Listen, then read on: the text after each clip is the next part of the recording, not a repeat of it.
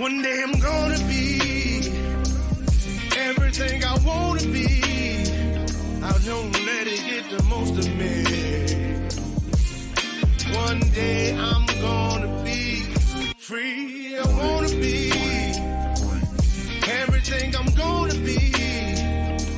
My future right in front of me. One day I'm gonna be free.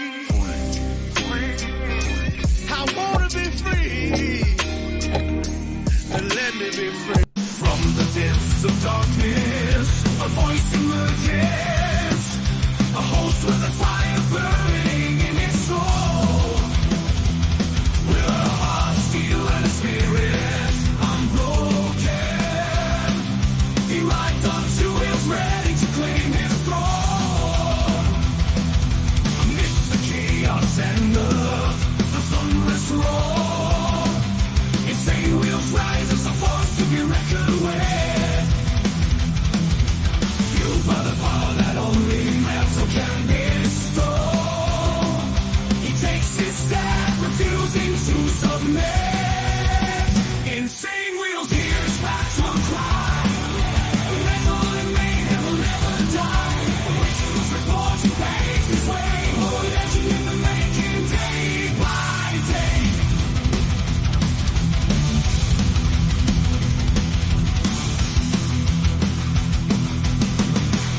Good morning to everybody. Let's get it in.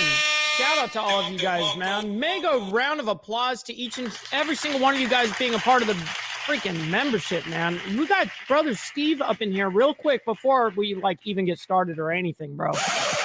We got brother Steve Easy, dropping in like it's motherfucking hot in the chat, dude. Before we'd even started, we got the $10 super sticker right there. Not even saying nothing. Then a 5, a little 5 spot. Not saying nothing there. And then he ends it off with best show on the motherfucking tubes, dude. Appreciate you, dude. Thank you very, very much, kind sir. I very much appreciate that. Guys, we've got a very interesting one. We've got a few segments that we're going to be running on today's episode, because we've got a lot going on with the Hurricane Milton. We've got a lot of shit going on. So I labeled this Hurricane Milton mass destruction ahead. So we've got about 3 different parts that we're going to be covering on this morning's episode. We're going to be, first of all, discussing not only we're going to be watching both at the same time, the actual hurricane predictions and all of that going on in the background as DeSantis gets on the stage this morning about an hour ago. DeSantis addresses the nation, or basically more like Florida, right? Addresses, but goes on television, goes everywhere live. And that was about an hour ago. So we're going to watch that. And then we're going to go over into FEMA, believe it or not. We've got a FEMA, an entire press conference that happened at the exact same time. So this all happened within like an hour, guys. So it's going to be a little bit wild. With that being said, I hope that you guys are all having a wonderful morning, evening, afternoon, wherever the hell you guys are from, man. Mega love and respect to all of you guys. But before we get into the damn show, man, all right? Let's go ahead and make sure we hit that like button, man. It's the #1 metric of all of YouTube, man. I very much appreciate that. Also, make sure if you're not subscribed, go ahead and check down below if you guys are subscribed or not.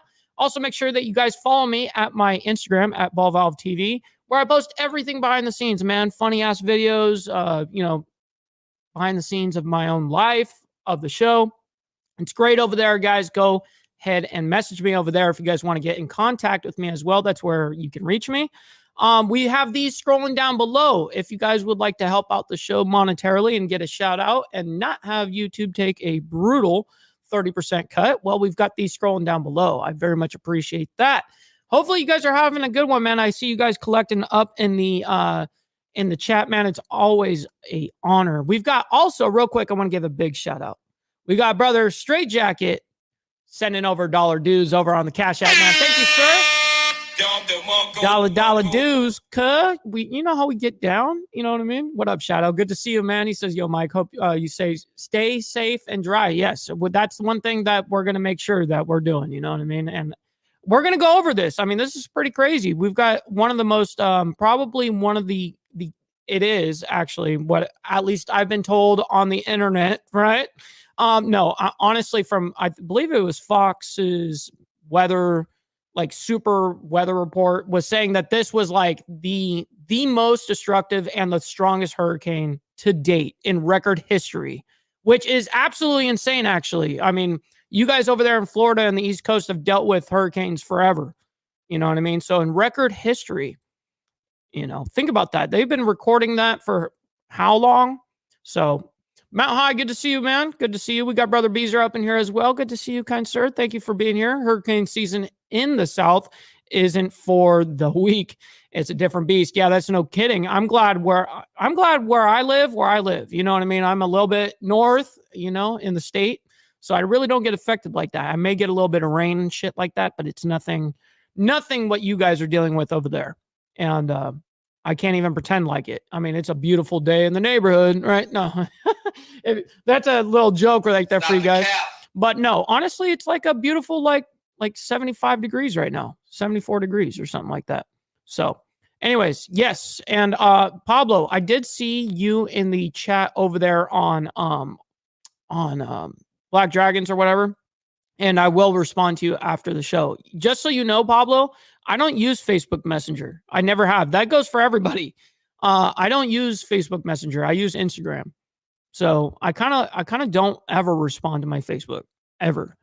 It's not anything personal to you guys. All right, so let's go ahead and check this out and see what we've got going on. We're going to go ahead and check out DeSantis first and see what he's got to say as he gets on stage over here. Let's go ahead and check this out. Have been working nonstop. This is only an hour ago, guys, live. To prepare and respond to Hurricane Helene, and then now to prepare and respond to this new major hurricane. The common virtue has been dedication to the task at hand, dedication to responding to help our fellow Floridians in danger, and dedication to ensuring that Florida weathers this storm and emerges stronger on the other side. Pablo, right here, brother. Prepared, and we will respond. I've spoken to the president. We remain in regular contact with FEMA, and we are marshaling all available resources to be able to prepare and respond to Hurricane Milton. Appreciate you, I also want to thank the 20 other states who are assisting Florida ahead of the storm. This is just what we as Americans do. We've had opportunities to help other states in the past, including most recently in Western North Carolina. And I think it shows the spirit that these states are stepping up and providing really valued support. I really got to quickly just pause real quick, not to step on DeSantis' feet and his toes over there. So the truth is what the prediction was that I saw for the damages for Milton, the predicted damages is $175 billion fucking dollars, dude. Oh shit! Oh my God, dude. Still have a state of emergency for 51 Florida counties. Hurricane Brother Milton Lee Lance, is good to see you, still man. a major, very Absolutely, strong hurricane. It's currently a Category 4 hurricane with maximum sustained winds of 155 miles per hour. That is just a whisker shy of a Category 5. And while there is the hope that it will weaken more before landfall, there is high confidence that this hurricane is going to pack a major, major punch and do an awful lot of damage. As you can see behind me, the Florida Division of Emergency Management is fully deployed, fully active. This has been a footing now for over 2 weeks, given both of these storms. The state is actively fulfilling over 1,500 missions. We've delivered massive amounts of supplies, meals, water bottles, sandbags. No kidding. I get that, War. To be able to help our local communities respond to this storm. Hank? We've also deployed more than 11,000 feet of flood protection systems and erected them around critical infrastructure like hospitals, wastewater treatment facilities, and electric infrastructure. Generators have been deployed at shelters and to support sheltering operations. Starlink internet has been deployed across the entire state of Florida. Yep. We have surged an additional 600 ambulances, and they are currently in operation helping in the effort. That's right, brother The Steve. state of You already Florida know the has deal. considerable fuel reserves ahead of Milton, and it's staged, and they will be utilized as needed following the storm. We've already dispatched a lot of fuel in the lead up to this, but we still have on hand 1.6 million gallons of diesel and 1.1 million gallons of gasoline. That's nothing. There is no, right now, fuel shortage. However, no, demand you're has been there. extraordinarily high, and some gas stations have run out. To be able to help ameliorate that, the Florida Highway Patrol has facilitated 106 long-distance fuel tanker escorts with sirens getting through traffic, totaling almost 1 million gallons of gasoline from ports in Tampa, Jacksonville, Everglades, and Manatee, and they are continuing with the fuel escorts as we speak.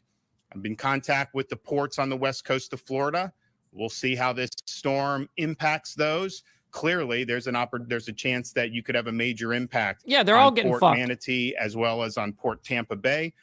That could interrupt their ability to receive fuel shipments. And so we're working on contingencies to be able to keep fuel flowing throughout the state of Florida. As we saw this new storm develop, it was clear that a lot of the hardest hit areas on the west. Shadow, we're also going to go over FEMA at the exact same time that DeSantis was doing this an hour ago. FEMA was holding a press conference as well that we're going to go over. Okay, guys? So we'll keep up to date on all of that shit. Coast of Florida from Hurricane Helene had not had major, robust debris removal contracts in place or operations in place. Some of these contractors were good. Some of them were not getting the job done. So you had a major hazard on barrier islands in Pinellas, Manatee, and Sarasota County.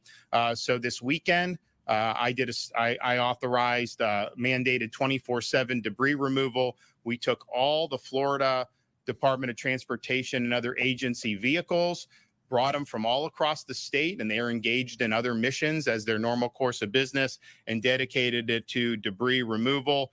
So in a little over 48 hours, and they were working all through the night in the wee hours of the morning in places like Manatee, Sarasota, and Pinellas. They were able to remove, yes, sir, brother Shadow. Don't get fired. Don't get fired. Yards of debris. So that's over 3,000 truckloads of debris. And it's our estimation that on those barrier islands, they were able to make a dent in the debris and reduce it by about. That would be Kamala Harris's total downfall. Like, I mean, DeSantis is a smart motherfucker. Like him or not, dude, he is smart. You know, just is what it is. Just from He's what sharp, Jared dude. Perdue and the other agencies were able to get done. So I want to thank everybody that's been involved in that. It did not stop since this weekend. We're now in a position where it's likely the conditions are going to deteriorate. And so we're going to have to wind that down. But they did make a difference, and there will be less damage from this storm as a result of getting that debris out than there otherwise would have been. The Florida Department of Transportation is staging the following assets ahead of the storm: 156 bridge inspectors, 328 cut and toss personnel, and over 1,500 pieces of heavy equipment. Florida National Guard, Florida State Guard, Florida Fish and Wildlife, that's what I get down with, Jason. And the Florida Highway Patrol have activated additional personnel in advance of the storm. We have hundreds of state search and rescue personnel on hand, 26 total teams. They are currently embedded in the potential impact sites along the West Coast to begin immediate rescue operations as soon as the storm passes. The National Guard is deploying. Yes, it is, 6,000 Black Dragon. Florida National Guardsmen, as well as good to see you, man. Good morning. National Guardsmen from other states. And so we thank for the support on that. We have 34 search and rescue. That's Fox's end. That have been brought in from other states. We have 500 tactical vehicles, including 180 high water vehicles, aerial, water, and ground National Guard search and rescue teams. This is the largest Florida National Guard search and rescue mobilization in the entire history of the state of Florida. Our Florida State Guard is also deploying almost 200 soldiers, 10 absolutely, maritime Black Dragon, crews, 3 high water UTVs. We were just saying, I mean, you don't have to like the guy, but, you know, I respect the fuck out of that. He's about action. You know what I mean? Like that. I really dig that shit about anybody that is about fuck the politics. I want the truth. And then on the other side of, because that was one of the last things that we covered about DeSantis. And then when it comes to this, He's just like, man, I'm out here. Let's do this, you know. And this man will go ahead and take questions longer than his own damn speeches are. These 2 UH-60 Or Black Hawk helicopters, 4 drone teams, 15 cut and toss crews, 2 amphibious rescue crews. We want to thank them. I mean, this was just a dream a couple years ago that they would be involved, and there was a lot of unfair criticism when we stood it up, but they have made a huge difference in this hurricane season. They're going to continue to do it here. We have also worked with the utilities to have the largest also real quick, we've got to give a shout out over to we got brother Lee Lance with the dollar dues over there on the Cash App, man. Thank you, sir. Thank you, sir. And we got Steve over here. Just got to give another, just because he did a triple banger, you know what I mean? So he deserves it. So bam, bam, and then bam skis, you know what I mean? It gets down over here. We get down on this side of the internet. Damn straight. Damn motherfucking straight, huh? Absolutely. Let's get into it. Utility workers and linemen in advance of the storm, any time in American history. We will have in Florida, by the time the storm arises, over 50,000 linemen, and those linemen are being brought in from places as far away as California. So as soon as that storm passes, you're going to see the assessments and the power restoration efforts commence immediately. Additionally, the state of Florida has assisted with the evacuation of 352 healthcare facilities in the potential path of the storm. 16 hospitals have been evacuated. The state veteran nursing homes are currently located that are in the cone, are all accepting families of their residents to shelter with them. All of those are hurricane proof. All of them are outside of flood zones. So if you do have a family member that's in one of our state nursing homes, you can go and you can shelter. Yeah, Beezer, at this point, I'm not even capping. Like, you don't have to, but you should share your location with at least somebody. And it doesn't have to be me. It could be like Straight Jacket, somebody from the Breakfast Club, you know what I mean? But whoever you trust. But yeah, dude, like for real. No, that's not even a joke, dude. Like, I mean, they're literally saying on the media, if you stay, you're going to be unalived. You know what I mean? So everybody, stop the cap. You know what I mean? This is not the time to fuck around. With them, that's a safe option, and I know the veterans would appreciate it. The Florida Department of Law Enforcement is directing deployment of additional 500 out-of-state law enforcement officers. These officers will help respond after the storm to maintain law and order. And there is going to be a lot of damage from this storm. There's going to be opportunities for people to try to take advantage of that. My message to you is don't even think about it. We are going to come down hard on you. You are not going to be, you're he doesn't give a fuck. You tried to do that. So I appreciate all the other folks from out of state who are coming in to supplement this effort. We need to maintain law and order. FDLE's mutual aid team is managing more than 70 active law enforcement missions, including identifying post-storm response squads. And these are really important missions, and we're happy for that. So we're preparing for Milton, but we're also still recovering from Hurricane Helene. When Hurricane Helene hit, we reactivated the Florida Disaster Fund. Yes, sir. We are now accepting donations into the Florida Disaster Fund for both storms. Good. Both Helene and for Milton. You're going to need it. This is a private fund. It's affiliated with the state in terms of disaster, but it's tax deductible donations. We distributed $63 million after Hurricane Ian to help people largely in Southwest Florida. This is something that is really, really important. So I've directed Volunteer Florida to keep the fund activated for Hurricane Milton. I want to thank, there's already been millions raised. No, I did see this, Jason. I saw people like actively right before I went live on here. I was actually seeing reels on Instagram of people that I know that are trying to evacuate right now, and that they're stuck on like all these different like freeways out of like Tampa and shit. Like it's fucked up. And they're going, dude, we're gonna get washed away here. Total fucking nightmare.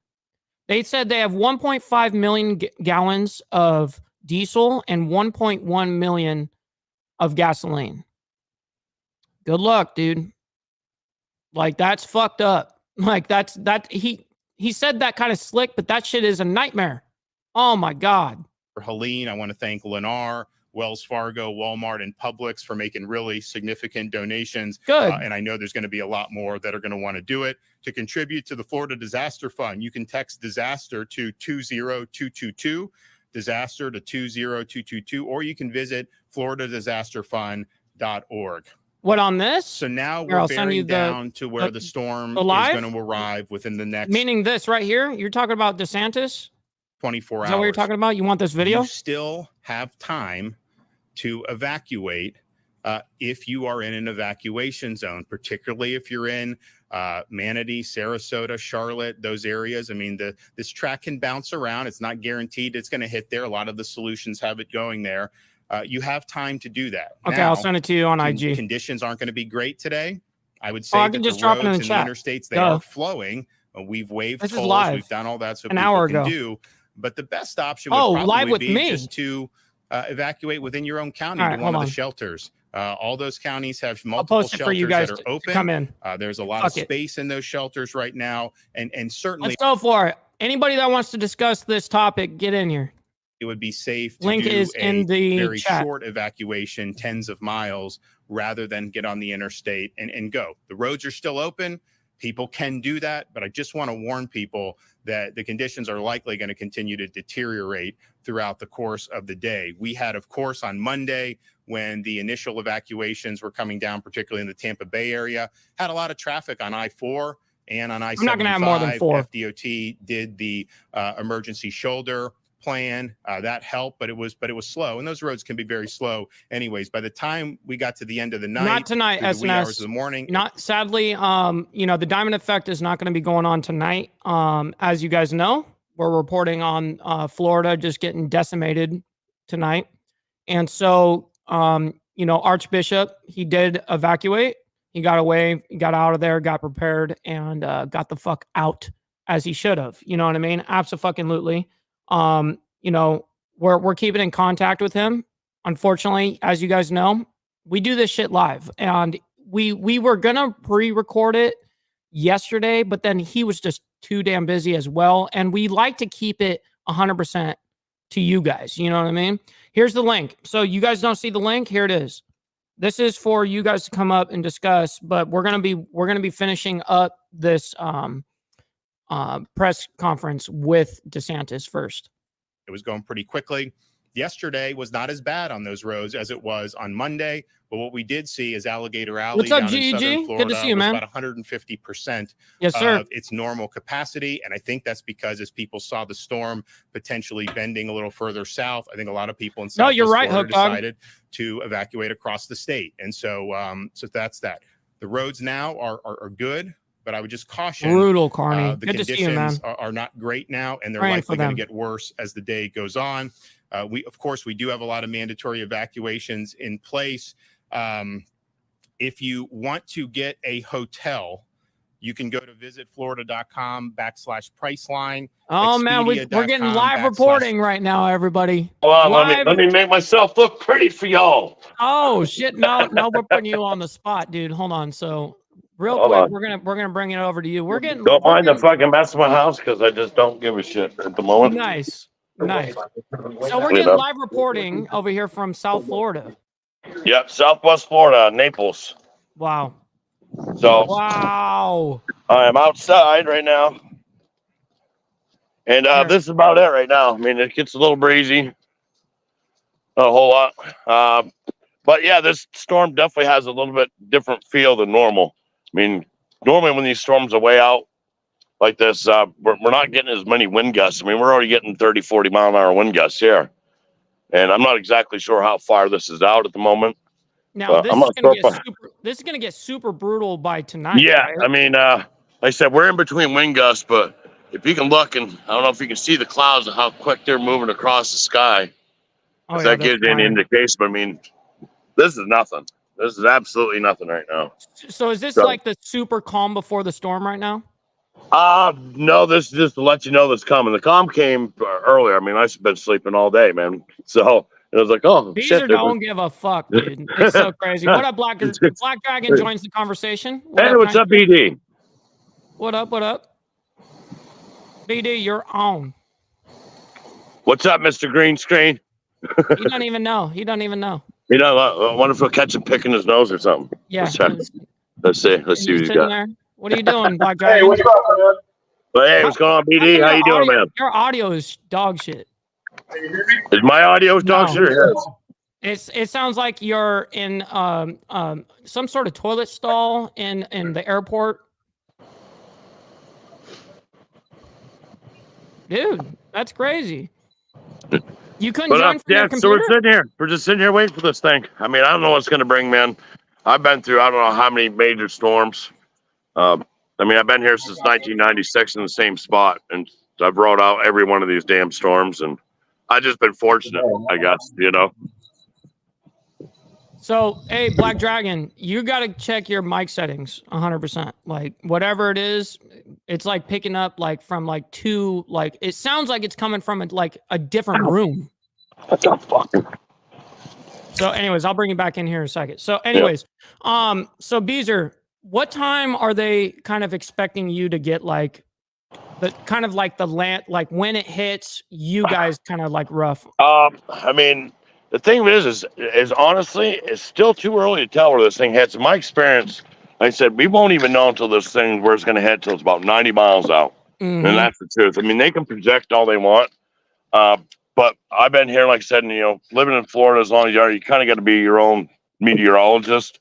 Mm-hmm. So, you know, I watched like the jet streams, currents, and stuff like that. But it's potentially, it's like, it's been dropping down lower and lower and lower. Before it started up in Tampa, you know, above Tampa and above now, it's kind of like Tampa, Fort Myers. So as it goes and as it strengthens, when it strengthens, it usually takes a straight on path. It doesn't usually start wiggling around at that point. Right. So once the thing really starts kicking, it's going to go straight. Wow. I got a feeling it's going to hit closer to us. Maybe not us directly.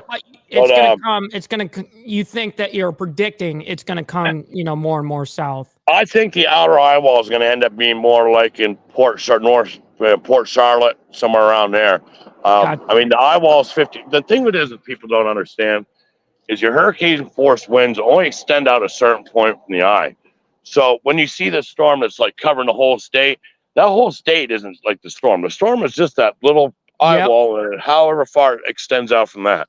So if the hurricane winds only extend out 40 miles and it's 150 miles away, you're just going to have a windy day. And that's the thing that people don't understand because they sensationalize this shit so much. And honestly, they do, especially the poor people in North Carolina and stuff like that. That was a fluke. Honestly, that was a fluke storm for them. They were not prepared for that whatsoever. They're in the mountains. I think it caught between two valleys and ended up with 3 months worth of rain in 24 hours. That was a tragedy. But since that, I believe that they're feeding a lot off of that tragedy and to sensationalize them. I mean, fuck, we've been to Andrew. Let's see, what was Hurricane Irma? Irma was a Cat 5 that rolled right directly. So question, I have a quick question. How many of these hurricanes do you happen to see, like, would you say in a year? Jesus, I think in 04 we had, I think in 04 we had 4 of them in 6 weeks. Wow. They hit Florida. But like I said, going back, Irma, I mean, directly over my house. I mean, that was a Cat 4 when it hit land, I believe. And I mean, literally came right up the Everglades and right over my house. I mean, I went over my house, and I slept right through it because. Now they're predicting Milton to land at 4, correct? I don't know. I haven't really been paying attention. To be honest with you, I just kind of watching where it's been going. I mean, it is what it is, man. You live here. This is kind of one of those things, and we just, you know, we go on the internet, we just make memes and joke about it. It's a way of coping it. And meanwhile, I don't even live in your state, and I'm like studying this shit. You know what I mean? That's hilarious. Yeah, I mean, I've been here 30 years. I mean, I've lived here 30 years. I mean, 15 miles from the Gulf of Mexico. So, you know, the thing of it is when shit like this happens, man, we all come together. Whether we're neighbors or not, you know, we all come together, and that's just the Florida spirit. It really is. You know, everybody's looking out for something. You go there, hey, you guys need anything? You need anything? No, we're all good. Well, if you need something, you know, I even call some of my ex-girlfriends and say, hey, look, you need to come hang out, you know, get away from the beach. You need to come here, just come over, just hang out, be safe, whatever you need. We just all come together regardless. of whatever, you know. So what is the best way to be able to like contact you? You know what I mean? Is it going to be Instagram for you? I don't know, to be honest with you. Facebook usually is what I'm normally on. Okay. Well, I just sent you my phone number. Yeah. Text me. Yeah. Text me. That's the best way you're going to be able, because I don't know what apps are going to work or whatever. But yeah, I look at my phone more than I do anything else. So that's the best way to get a hold of me. Well, we're gonna keep in contact with you, throughout absolutely the whole ordeal, because right now you may not little care. gust kicking in right now. Probably a little gust like kicking. You know, it's that's how it starts. I want you to get out of there. So why can't you get out of there? Yeah, right. Well, here, hold on. I'm sorry. This is my neighbor's yard. This isn't. I don't have lakefront property. This is actually my neighbor's yard, and that's just from the rain from last night. Damn. So yeah, man. We're just gonna. Wow. I got a 12 pack in the fridge, man. I'm good. You know. Dude. Oh dude, we just live it, man. It's just part of Florida living. It's just all. I mean, I don't know what else. I mean, I know it's not like a half nut, but you know, I mean, well, I am half nut, but totally. You know, that's just the way, just the way we do it here, man. We just. So question: If people are trying to evacuate right now, would it be too late? I would say so. If you're trying to actually get somewhere, unless you want to go through if you want to go the back roads, you might have a better chance. But the interstates, forget about it. You're done. Yeah, that's what I heard. They're all locked up. And, it's done. And the thing with it is even if you get somewhere, where are you going to go? Like everybody, I got friends and family up home, and they're asking, "Oh, did you evacuate?" It's like, well, where the hell am I going to go? I'm going to get in my car, drive somewhere. There's going to be no fuel, and then me and my kid and my dog are stuck in the car for 3 days because there's nowhere to get fuel. And we got no provisions. Forget it. I'll stay at home. Right. I mean, honestly, what are you going to do? You're going to get stuck over like Lake Okeechobee or something like that. But there's going to be no fuel. Right. Yeah. Well, even if you left yesterday, I mean, you probably still wouldn't have been able to even leave the state. And then the further away you are, then the further you got to try to come back. Yesterday too, it was brutal. Yesterday, even just watching that. Yeah. Oh yeah. Well, we go for the Florida Highway Patrol and the local sheriff's office in the city, you know. And I mean, I was only riding down through the ditches and the breakdown lanes just to go, and it took me 30 minutes to go 10 miles driving down the side thing. There was so much traffic and so many accidents, and just it's nuts. It's people freak out. They just don't know how to deal with it, you know. And unfortunately, that's the biggest problem is people panic and overreact. That's the biggest damn problem you have. But honestly. It's a Cat 5. I mean, you get up to a Cat 5. Now we're talking some weather here. Yeah, I know, man. But that's just part of living here, man. I mean, the thing of it is if the wind shear came in and say it was 180 miles an hour, you probably wouldn't hear from me again. Honestly, I mean, that would just wipe out everything. Yep. Yeah. What? Go ahead. Anybody else got questions? Just I'll answer the best I can. I mean, I'm trying not to be a smart ass. But honestly, this is how I've dealt with it for 30 years. I mean, I've been here 30 years, and I haven't decided even once to even leave this place. So. Oh, I know. I don't know why BD's audio is so garbage, everybody. He always has so hold on. Let me clean this. We can barely hear the dude, so. Anybody got any questions? I'll try not to be a smart ass. I'll try to actually ask them. Oh, Jesus Christ. Take that bullshit out of your ear. Oh, hey, Bluetooth in it. Can you hear me now? Oh, my God. Yes. Now we can hear you. Disconnect it. 100% disconnect it. Do not use that shit. Jesus Do not use that shit. I will kick you out. That's why we have this issue. Use your normal phone. Now you hear me now, right? Oh, absolutely. Totally. Oh, I'm sorry. I was wondering why you guys wouldn't answer me. Why won't they answer me? We weren't hearing you. Why won't you get out of there? Any questions? I want you to get the hell out of there, man. I'm scared for you. There's nowhere to go. There's nowhere to go. Where are you going to go? Come to the Dragon's Lair. You can come here to the Dragon's Lair. I'm what, 6 hours away from you? Yeah, but the traffic is so jammed up. I'd never make it. I've got a goddamn mansion over there. Come on over. Say that again.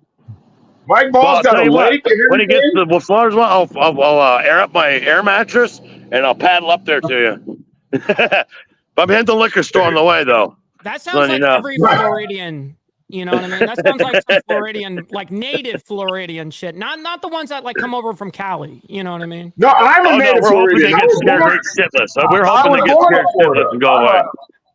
I'm a native Floridian. I was born in Florida, and I ain't there. Well, else, you know, I can't help that, Black Dragon. Yo? I mean, you know, that's your own fault. Does my audio sound like Black Dragon? Mm-hmm. Wow. So hold on, real quick. I got to make a crazy observation real quick. So Straight Jacket is coming in. He's joining the conversation, but he just started streaming about like 2 weeks ago. He just got his microphone like 2 days ago. And why is it that this guy right here who just started has better audio than someone that's been doing this for fucking 8 years? Sorry, Black Dragon, I'm putting you on blast for shit audio. He doesn't have better audio than me. Public shame. I completely agree with. I've got the best audio there is. It sounds like dog shit right now. I got that. Yeah, that don't. So why would you join onto my live stream on some bunk ass shit? Because my StreamYard is not working, and I had to go StreamYard on my phone. Stop the cap. Look, the chat's calling you out. Stop the cap. Stop the cap. Is the chat calling me out? Oh yeah, stop the cap. So, what are your thoughts on this so far, Straight Jacket? I mean, you watching like this whole thing. I mean, you're in Texas, but you've been all over. You've been all over the world essentially. But have you seen something like this? Nah, man. Every year it gets a little bit worse and worse. But and Cat I don't 5 think it's from natural causes. My personal perspective. I think DARPA is doing a lot right now. Right. I don't know if it. Hold on, I gotta go grab my app.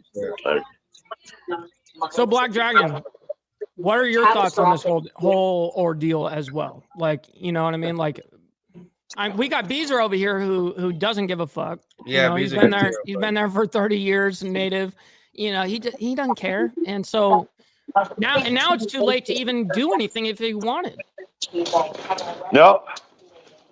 Not really, but no, it is. I can do something right now about it if I wanted to, and I think I'm gonna. Oh yeah. I am absolutely. It's time. It is time, my brothers. I am absolutely terrified for him. I am absolutely scared. Governor DeSantis said, if you're I going to got be so there, many guardian angels on my side, brother, man. I've lived through so much shit that a hurricane is nothing compared to what I've been through in my life. Honestly, but it is, man. This is just weather. Bro. You are in my prayers, man. For real. I appreciate that, guys. Definitely. I definitely do. I mean, I would. All jokes aside, I mean, this one's making me a little bit more nervous for some reason. I mean, it really has nothing to do with the reports. It's just the way the air feels, and it's a little bit different. I wouldn't be lying if I wasn't just a slight bit nervous. But right, you gotta. If it hits the fan, what am I going to do? I mean, there's not going to be anybody there to help you. Say it again, BD. There's not going to be anybody there to help you. No, that's why we help ourselves. That's why we have our neighbors, man. We all help each other, man. Believe me, I'm bringing my chainsaw inside the house. If the house wall's coming in, I'm cutting my way out there. Beezer, I ain't shitting. I'll bring Mike Ball and I are coming down to get you if we have to. Mike Ball and I are coming down to get you if we got to come down there and at least kick my ass for being stupid. How about that? I'll take that. Mike Ball and I and some folks are coming down to get you. Straight Jacket. I got fired up already, dog. So, Beezer, did any of your other neighbors, did they evacuate any of them? None of us. Not one. Wow, none of you guys. Nope. We go take a walk down. Like, my neighbors are outside. I'm surprised they don't have their barbecue up right now. Dude, this is my neighbors are out there. Nope, there's not one person on my street I don't think there's one person in this town that's evacuated. So honestly. Question, what about all these people of, office and power and shit like that? They're coming out and saying, if you guys stay, you will die. Yeah. It's sensationalism. I think. They say that shit all the time. They say it all the time. They don't say that all the time. They don't say that all the time. Well, but it seems like it. You know, when they say the storm's 400 miles wide and all you have to worry about is a 70 mile stretch of a 400 mile storm, it's sensationalism. Oh, it's 400 miles wide. Well, no, the clouds are 400 miles wide, but the storm's 50-mile eye wall, and the winds stretch out 50, 60 miles from there. It's to me, it's sensationalism. To be honest with you. Barbie says Hurricane Rebels, 100%. I mean, we went to Hurricane Andrew, which okay, that was something else that leveled Homestead, Florida, Miami. But the building standard, I mean, like I said, my shop is built to withstand 160 mile an hour winds, sustained. And everything's built since Andrew has been built up to hurricane code. Does that count for your actual roof? That's everything. That's the whole damn thing. 160 miles. I like have the shittiest house on the block, the shittiest looking one, anyways. It's just a wood stick frame house, and this one has lasted everyone. I've lost in the last 13 years. I've lost 3 shingles and a piece of soffit that I never replaced. Well, everybody else's roof's all been replaced, and someone's looking out for my ass. Wow. I got the shittiest house, but it's the toughest one on the block, just like its owner. Well, drop that location, Beezer. If anything happens, I did everything to Mike. Mike's got it. Good. Yep, for sure. Like I said, the winds are picking up, but it's no big deal. But any questions? Any questions? I mean, as far as, and I'll be serious about them. Yeah, of course. Are you prepared? Are you prepared at all? Yeah. I got water. I got dry goods, shit like that. Stuff that ain't gonna, whatever they had left in the stores. People didn't panic as bad this time. Like normally people panic and the stores would be completely wiped out of everything. But it wasn't like that this time. People that's been here, I think they're starting to learn not to panic so much. Just take what you need. There's no reason to buy 500 rolls of toilet paper. You only wipe your ass that much in a year. Why would you need it for a couple weeks? Stupid. Exactly. Right. I got enough water balls here. I got enough food. If worst comes to worst, I can cook on my Coleman stove, some ramen noodles or some fruit cups or pudding or whatever the hell it is. It's shit that won't spoil. Prepared as much as you can. I got weed, got beer. Nice. Yeah, he's hooked up. He's ready. Hey, I'm gonna give it to you. Oh my goodness. But that's it. There's nothing you can really do other than just make sure you're hydrated and got a little sustenance. And biggest thing is make sure your pets are taken care of. And I've been fucking part of my body. I hate these cocksuckers that go out there and have pets and they bail and they leave their fucking animals. Yeah, that's lame. That to me, that deserves an ass kick. I'll drag myself out of my house just to whoop somebody's ass for that. That is horrible. That's crazy that they would horrible. leave their animals. That's insane. That is horrible. Because you're ultimately killing them. Yeah, you might as well. Why even own a pet if you're gonna treat them just like a secondary part of your family? Right? Would you do that to your little family? Like, would you do that to your kids? Like, dude, like that's. You consider them part of the family, right? Like, damn, take them. Oh yeah. Oh yeah, for sure. Like I said, I did leave one time. I evacuated one time. That was during I can't remember which hurricane it was, a couple of years back, and it was because you see my neighbor's yard over how flooded it is. The ground's real soft, and the trees. There was a lot more trees in my neighbor's yard, and I knew the trees were coming down. I just didn't know which way they were going to fall. So me and my kid was literally driving around in the hurricane like you're avoiding a storm on your motorcycle. Up by Lake Okeechobee, drove right through a tornado. The car's shaking. I got it pinned to the ground. That thing ain't doing over 65. And it's just sitting there like, what the hell's wrong? And the next thing I got the weather radar. Oh, center of circulation, Lake Okeechobee. I was like, oh, shit. We just drove into a tornado. And then when I got over by Miami, I ended up getting blown across like 3 lanes of highway sideways. And that car just spinning in the wind. And, just tell me you're a Floridian without telling me you're from Florida. You know what I mean? Like, damn. But you want to know something I did see that I never saw before in my life? As I'm coming across I-75 from Miami back to Naples, because I'm riding the storm, catching the backside of the storm to go home, I see all this white stuff on the highways. Like, it looked like white like bright white rocks. And it was like, what the hell is this? So I'm maneuvering around it. And then I guess I got too close to one. It popped up. There's a goddamn seagull, and I smacked it with my mirror. The fucking feathers went flying. But that was actually seagulls coming from the coast that were like sucking themselves down to the asphalt to come get away. And I'd never seen that before. That was pretty crazy. I'm like, what the hell's all this white stuff? What the hell's all this? And it was all seagulls from the other coast, all hunkering down and sucking themselves to the pavement. All right, let's test that. Oh, look, there he's got his background now. There you go. Yeah. So any other questions? I mean, I don't know. As far from crazy Floridian. I think we just think you're crazy. Yeah. Well, yeah, that goes without saying. I wouldn't be crazy, and it wouldn't be part of the breakfast club. But I wasn't. That's right. You got it. Listen, we're all like crooked somehow. You know what I mean? Oh, yeah. All of us. We're all just like honestly, we're just a band of crooks. You know what I mean? That's all it really is. Yeah, we're all crazy, man. We're all crazy. But no, man, just I got it. You know, I got this shit, and that's just the way it is. You know, I'm not nervous. We got really good neighbors, and everybody looks out for each other, and that's the best you can hope for, man. Really honest. You know, we're pretty lucky where we live here. We don't usually end up getting the bulk of it. The storm surge thing's been kind of weird, though. I will say that. I don't understand why we're getting so much storm surges we had. Like the last 2 storms, we've gotten storm surge. And I've been here 30 years, and we never get storm surge like that. Never. Well, I don't know if it comes to the beach restoration, where they're out there dredging out in the Gulf and pulling up sand to dump back on the beaches so all the tourists have a nice place to drink their little foo-foo bullshit drinks, you know?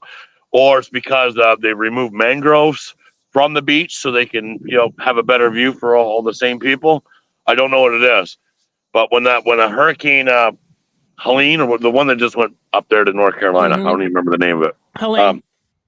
Yeah. We were getting 3-foot storm surge down here when it was in the panhandle. We don't get that shit. Wow. We don't get that. Crazy. That does not happen. And you know, and I don't know why. The last couple of storms we've had, that's been kind of the deal, and that's never happened in 30 years, and I don't know why that is. I couldn't explain it, but it's there's something definitely up with that for real. Wow. And I don't know, like I said, I don't know if it's not economic because of the environmental, or it's because we've, you know, like I said, we've dredged the beaches and that sandbar that would block a lot of that or slow that flow down. I don't really know. But it's definitely strange for whatever reason. It's definitely strange. Well, I just know I will be in prayers for you and your neighbors down there and your whole community. I just mortified that you guys would stay there. But this happened to my own sister. She was down right after Katrina. She was down in Houston, and there was a storm right after Katrina for Houston. And I called her and I was like, you know, aren't you evacuating? And she was just like, you know, there's nowhere to go. And what am I going to do? Run out of gas on the freeway? I don't have any money. The government hasn't provided for us, and cars are running out of gas on the side of in the middle of the road. What am I going to do? I don't have anywhere to go. I don't have any money to stay anywhere 3 or 4 days. And I was so angry with her. But she, what do you do if you don't have the resources to bug out? And it takes resources to bug out. It sure does. It takes a lot, you know, it takes a lot of money, time. I mean, it's not something you can just do right now. Even if you had the money, you know, to necessarily do, you need the time too. You know, you need to have done this a little bit ago. You know, yeah, not just I mean, now. if you was going to evacuate yesterday, would have been the day. Right. Honestly. Right. You know, because like I said, if I left now and say I drove north, even if you drive over the East Coast, I mean, it's going to cross the state anyways, regardless. No matter whether you go, the only way to go, I mean, you know, if I got into a boat, went to Cuba, it'd be about the only place you could go, honestly. You know, maybe the Keys, you could go to the Keys. That might be the only place there, but then you're stuck there. Then what are you going to do when you get back? That's the only thing. Now you're sitting there. I'd rather just stay home, man. I do have a question. Is there anybody that gets on their boats, yachts, you know, down there in Miami or whatever, and do they just get on their shit and just start riding, you know, out in the middle of the sea, you know, just say, fuck it. We're going out, you know, east or, you know, whatever. And we're just going to go. I'm sure there is if you got a big enough boat. I'm sure there's plenty of people. But let's face it, Naples is a billionaire's playground. They just jump on their private planes and get the hell out of here. Yeah, there's no capping around. You know what I mean? Yeah, We're they load up, they jump in their jet and they go get coffee somewheres and whatever, and they fly back. I mean, that's no bullshit. I'm not even capping. I get it. That's really what they do. That's what happens when they're around money. Hey, Barbie asks, are you close to the shore? 15 miles. Oh yeah, that's close. Yeah, that's close. That's close. Yeah. Damn. Yeah, 15, 16 miles. I mean, it takes me 20 minutes to get from here to the beach. And he is down there in South Florida. Yeah. Naples. Well, if you go on my channel, like I said, I showed you, Mike, the video. You seen the video of me during what was it, Ian, while I was driving around, and my tow truck's big. I mean, I don't know how. You know, that's a truck. I mean, that's a truck. My ass 6 feet in the air, and the water was coming up over the hood of my truck as I was driving through town. Yep. And the cops are literally on jet skis saving people on the main drag in town, saving people from their cars. And the funny thing is, because of that truck, I'd be living in the area where I got 4 out of the 5 houses that I've lived in that area were under like 3 or 4 feet of water. But the county bitched and complained because my truck was in town, so I had to buy out in the country a little bit, and that saved me more than anything. So thank you guys for being dickheads and forcing me to move out of the woods. Right. You know, but yeah, it's hard to say what's going to happen. Like I said, that storm keeps kind of dipping down lower and lower and lower. But as far as flooding goes, I don't have an issue with flooding. The wind for me is probably going to be more of an issue than flooding, honestly. And we got she's in, so it's, check it out. This is Miss Lotus. She's on Facebook right now, right? She's in Central Florida. And man, I'd be more concerned for her than it would be for me. Yes, because of honestly. I mean, if this thing does take a Tampa hit, Central Florida is probably gonna be in worse shape than I am. Oh, 100%. 100%. Yeah, for sure. I'm more concerned about my friends like shade tree surgeon and all those guys and stuff like that you know, I've become friends with over the years. You know, I'm more concerned for those guys than I am myself. You know, to be real. really quickly, I want to show you guys a very interesting little reel that I came across about this whole kind of thing about like actual wind speeds as the storm goes across Florida, and it's actually predicting the wind speeds as it goes through. So let's go ahead and I'll show you guys what we're looking at. Is there a way to zoom in on that? I can zoom in on it. That's of right now, right? So this is what the prediction is, hour by hour, right here. See, 52 mile an hour is where I'm at. I mean, that's nothing. Yeah, Tampa gets up to 101. That's on the actual ground as the goes through the eye right there. Yeah, well, this is what this is what I do prepare for the wind here. Is like I got buddies that, you know, I said I got my truck over there blocking one garage door. You know, and I've had a couple that live close to the beach, and they've brought their stuff over, and we've just kind of like parked in front of the garage doors and just keep it up on ground. And that's my hurricane shutters. The house, hell with it, man. I'm hoping that blows down. Really, to be honest with you, this thing is new one. Unreal. Do you have insurance? But no, but for the people in Tampa and stuff like that, St. Petersburg, you know, they're the ones that really have to worry about this more than I think myself, honestly. I mean, we took a direct hit during Ian. Say it again. Do you have insurance? Oh yeah. Someone had asked, how's your insurance situation? Oh, it's good. No, it's you know, because I got a mortgage on it and live in Florida, they make sure I'm maxed out on my shit. Believe me. Oh yeah, if you have a mortgage, you're forced to, right? Yeah. Well, they better be maxed out because they jacked me for an extra $800 a month over the last year because of the last hurricane. So I'm paying double what my mortgage was when I bought the place. now. So yeah, so it went from like $1,100 to over almost $2,300 a month just because of insurance. Oh, dude, I'd be out of there. See ya. Well, this might be the thing that gets me out of there, because if we take another hit like that, financially, I will not be able to afford to live here anymore. Beezer, come and hang out with me for a weekend.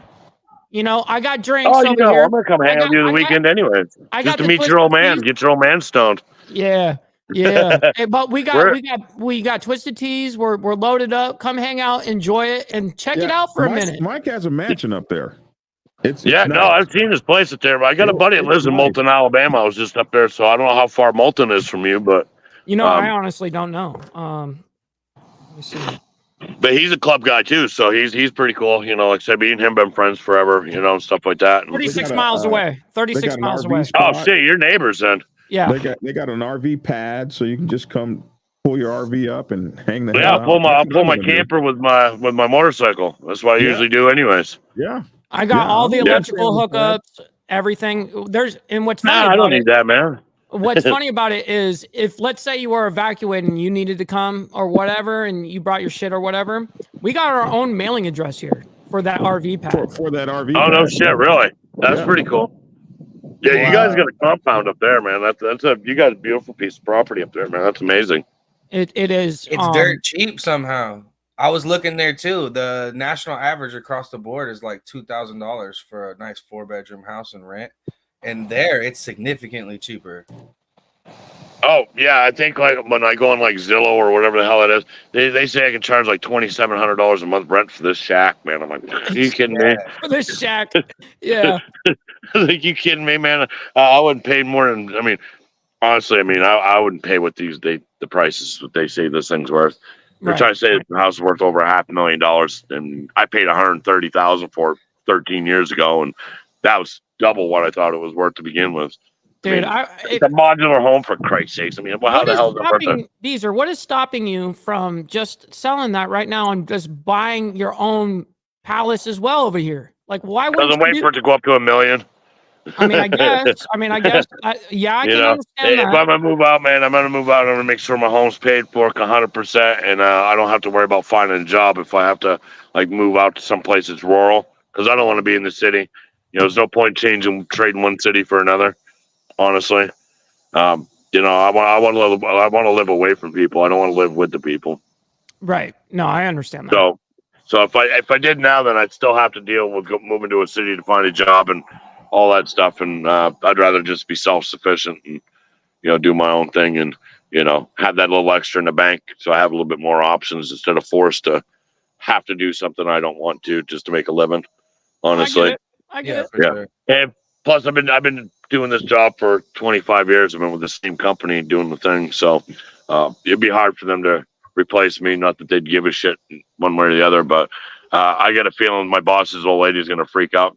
They're from Minnesota, and this is going to be her first real hurricane. I think she's going to force him to bail anyway. So it might end up being my company for the end of this damn thing. So. Well, that would keep me, if the business aspect. Yeah. Yeah. No, it's just I'm just waiting because I know where I bought, and the reason I bought here is because I knew going forward what the development was going to be like. So damn. So Hook Dog says Beezer may have a houseboat after tonight. Houseboat rental. Yep. Yeah. No shit. Yeah. I mean, we'll throw a couple of air mattresses underneath there, and we'll just we'll cut the sides out. Man, we'll make it like a floating cheeky. What's up, Guardian Riders? We got the national president from the Guardian Riders on. Shout out to you, Nitro. Appreciate you for being here, kind sir. Anybody else from the Breakfast Club or that's watching get any questions? I didn't see any that at least on this side. Anybody on the panel have anything? No, that answers my questions for the most part. You guys are wild down in Florida. It's not even raining right now. I mean, literally, it's not even that kind of stuff, Beezer. Say it again. Do you have a generator and first aid supplies and extra water and stuff? Yeah, absolutely. I got a big generator to run the whole house, and I got a small generator to run my beer fridge. You're gonna take you bring your chainsaw inside so you can bust out of the roof if you have to. If I had to, yeah. All right. Honestly, I mean, it sounds hillbilly, but I'm originally from northern Maine, so I'm straight up lumberjack. too, so I know how to cut some wood, man. Yeah. I went from one extreme to the other. I went from the top of as far north as you can go to as far south as you can go. Nice. And I'd rather deal with this shit than dealing with a blizzard and being 40 below zero. And I would definitely deal with a hurricane over a blizzard any day. Screw it, absolutely. Liquid sunshine. Yeah. It don't rain in Florida. It's called rain a can right there, my brother. Damn, savagery. Well, Beezer, it is. I thank you for coming on here and hanging out. Yeah, with us I'm gonna let you guys go. I'll let that. you discuss. I'm gonna participate. And I'm just gonna sit here and do that. I mean, absolutely. I made myself look crazy as fuck as it is. So that's just the way it is. Hey man, but, I appreciate you coming on here and hanging out with us and talking about it. You know what I mean? Yeah, I mean, like I said, it's just part of living here, man. Once you accept living, this is the way life is. It's just you make your bed and you sleep in it. Right. No, it's true. It's true. Yeah. Yep. So I'll bail out. I'll let you. I'm going to continue watching and listening. So, leave it open for one of you guys to jump in there. All right, brother Beezer. We'll talk to you in a little bit, man. I will be safe. Thank you for all the prayers, guys. Honestly, and the concern, and genuinely, from the heart, man. I thank you guys very much. And yeah, man, we all love you, dude. Yeah. Like I said, Mike, you got my information. It's like I told my niece up home. If it's good, you'll see me posting memes. If it's bad, you'll see me posting memes. And if I'm not posting memes, you better be nervous. That's when it's actually bad. Yeah. I like All that. right, gentlemen, take it easy. I'll be here in the crowd watching. I'm leaving room for somebody else. So you guys take care. And for who'd you say was up in the central part of Florida, prayers to them. Yeah, Miss Lotus. Yeah. Miss Lotus, prayers to you for up there being there, and you be safe. That's awesome. And if she needs something, you let me know. We'll get something up there. Appreciate to her. So, sincerely. all right, guys, I'm gonna bail out. I'm just gonna watch and listen. All right, kind sir. See ya. All right. So, what are your guys' thoughts on this? I mean, we've seen this basically every single time they tell you to evacuate, especially Black Dragon. I know that you're very familiar with that whole Florida, ordeal with them always getting evacuation orders and then pretty much disregarding it. What are your thoughts about that? You want to say in your mind, sitting in your dry ass, cool dragon's lair, right? Sure. You want to say those guys are fucking crazy and they've lost their mind and Beezer's an animal and all. But the truth of the matter is, and like I said, I saw this with my own sister. I think that, people are not as fortunate, right? And you have to put that in perspective. Like, if you don't have $2,500, $3,000, and then who does right now, right? If you don't have $2,500, $3,000, it's hard to bug out for a week somewhere. A hotel room is $150 a day, and or something. They price gouged right now. They're up to 400. Probably that, and then 400. Jesus Christ! And then you would have to get so far north, because everything will be taken at this point. And so how much would that be? Or or like, let's just say I was to just put a big, huge, for me, like, okay. I'm going to put a big trailer on the back of my RV, put my motorcycles in and everything I need that I can't do without. And then I'll have Tia take the cars, right? One of the cars or whatever. It costs, that RV gets like 6 miles to the gallon, right? It costs. It costs. It's money. Unreal.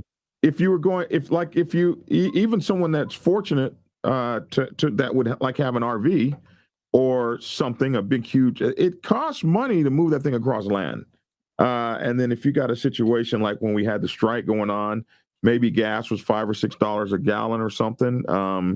It becomes, sometimes you're financially strapped. You can't get out of there. Let alone if you're sick or you got somebody that's sick and they need oxygen or whatever. What do you have in your car that's going to run an oxygen machine? If you don't have some kind of a mobile generator or something like that. So it's true.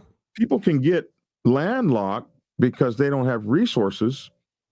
And you wonder what the government would have in the way of resources. It seems like the government wants our money more than they want to take care of us. Because where does money like that go? You know, to the Ukraine, $90 billion, whatever the case may be. Where if that money, the government could be like Beezer and your whole freaking neighborhood.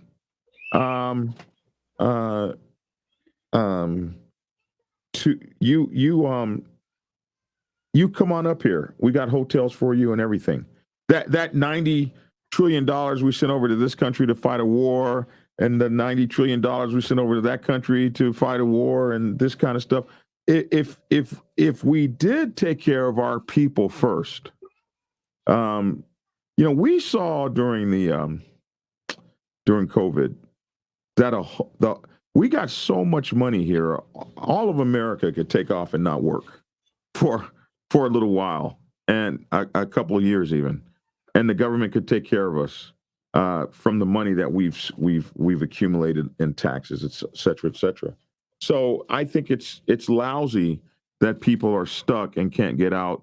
It's a horrible mismanagement of tax dollars, because there should be gas trucks rolling up and down those highways, filling up people's cars.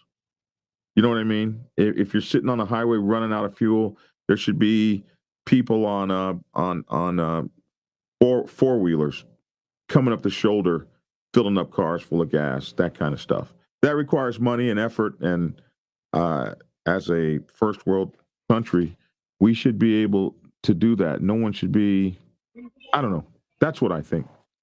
Straight Jacket, what are your thoughts on this whole ordeal? I don't disagree with what Black Dragon said at all. I think that it would be more possible if the economy wasn't so terrible, because when I'm doing good, I can help my neighbor. But when we're all struggling, it's hard to help anybody. Yeah, no kidding. I don't want to get the chat shut down, because my thoughts on the whole storm part is it's not 100% natural, but that's as far as I'll go with that. Yep, there are those thinking processes as well. Can the chat get shut down if you start? I didn't know that could happen. One thing I learned is during COVID, I lost 3 accounts. Yeah. For posting things that later on came to be all true. Actual true. Yeah. Yeah. So what do they do now as a I'm sorry that we did that to you? Nothing. They just don't ban people for doing it anymore on that particular subject. Man, I had so many of my videos. I did a joke one day. We found a cure for COVID. Getting out and riding your motorcycle. They shut. Yeah. They demonetize. Man, yeah, they're not playing, dude. They're not playing. You want to play on their shit? Yeah, it's crazy. But then it gets overran by people like us that go, no, fuck you. We know that what's going on ain't right, and then it gets turned out that we were right. Like, all right, well, 100 for 100, right? Mm-hmm. Yep. It's very Miss Lotus interesting. is saying that she was having trouble. What is she saying? She was having trouble getting out of the. Yeah, she said I had to drive an hour away to get my brother's mother that has dementia, because Adult Protective Services, or DCF, would not help her get somewhere to stay safe. She is elderly. I was so pissed. Miss Lotus, please drop a location. Like, why? Sort to one of us. Yeah. Yeah, for real. I mean, that's crazy, dude. They just don't care like that. It really is a money game. All this shit is a money game. Mm-hmm. Damn. Yep. And the root cause of the stuff we can't talk about, or otherwise we'll all get demonetized somehow. Yep. And that fucked up. The homies are convinced that, but that is what makes this country great. Shared opinions, no matter if we all agree or not. Exactly, Steve. But social media doesn't see it that way, and that's very much a thing. People have lost the art of being able to agree to disagree, and that's okay. And you can do that respectfully. With I don't like, for an example. Okay, for an example, I do not think at all that this is being made by the government, the storm and stuff like that, personally. Okay. I personally don't agree with that, but I don't have to sit here and degrade his position on that or be disrespectful. You know what I mean? Like, that's what we should be able to do, is have conversations. And if I want to debate it a little bit, you can do that and ask questions and debate that respectfully. But people have, again, this is a lost art. It's 100% of a lost art. I'm also not glued to that opinion. I'm definitely open. There's just been a lot of weird stuff going on, especially since 2020. I've been paying attention to. I get to sit at home a lot with my kids, so I get a lot of time to research stuff. So the stuff I see, a lot of it could be misinformation, like they say, and it could be just hidden information that you're not necessarily allowed to talk about. But I don't know. Yep. No, I'm not glued to it though. I hope I'm wrong. I hope so. Right. I just got a little hunch. I don't know though. Listen, man, everything I say, question everything.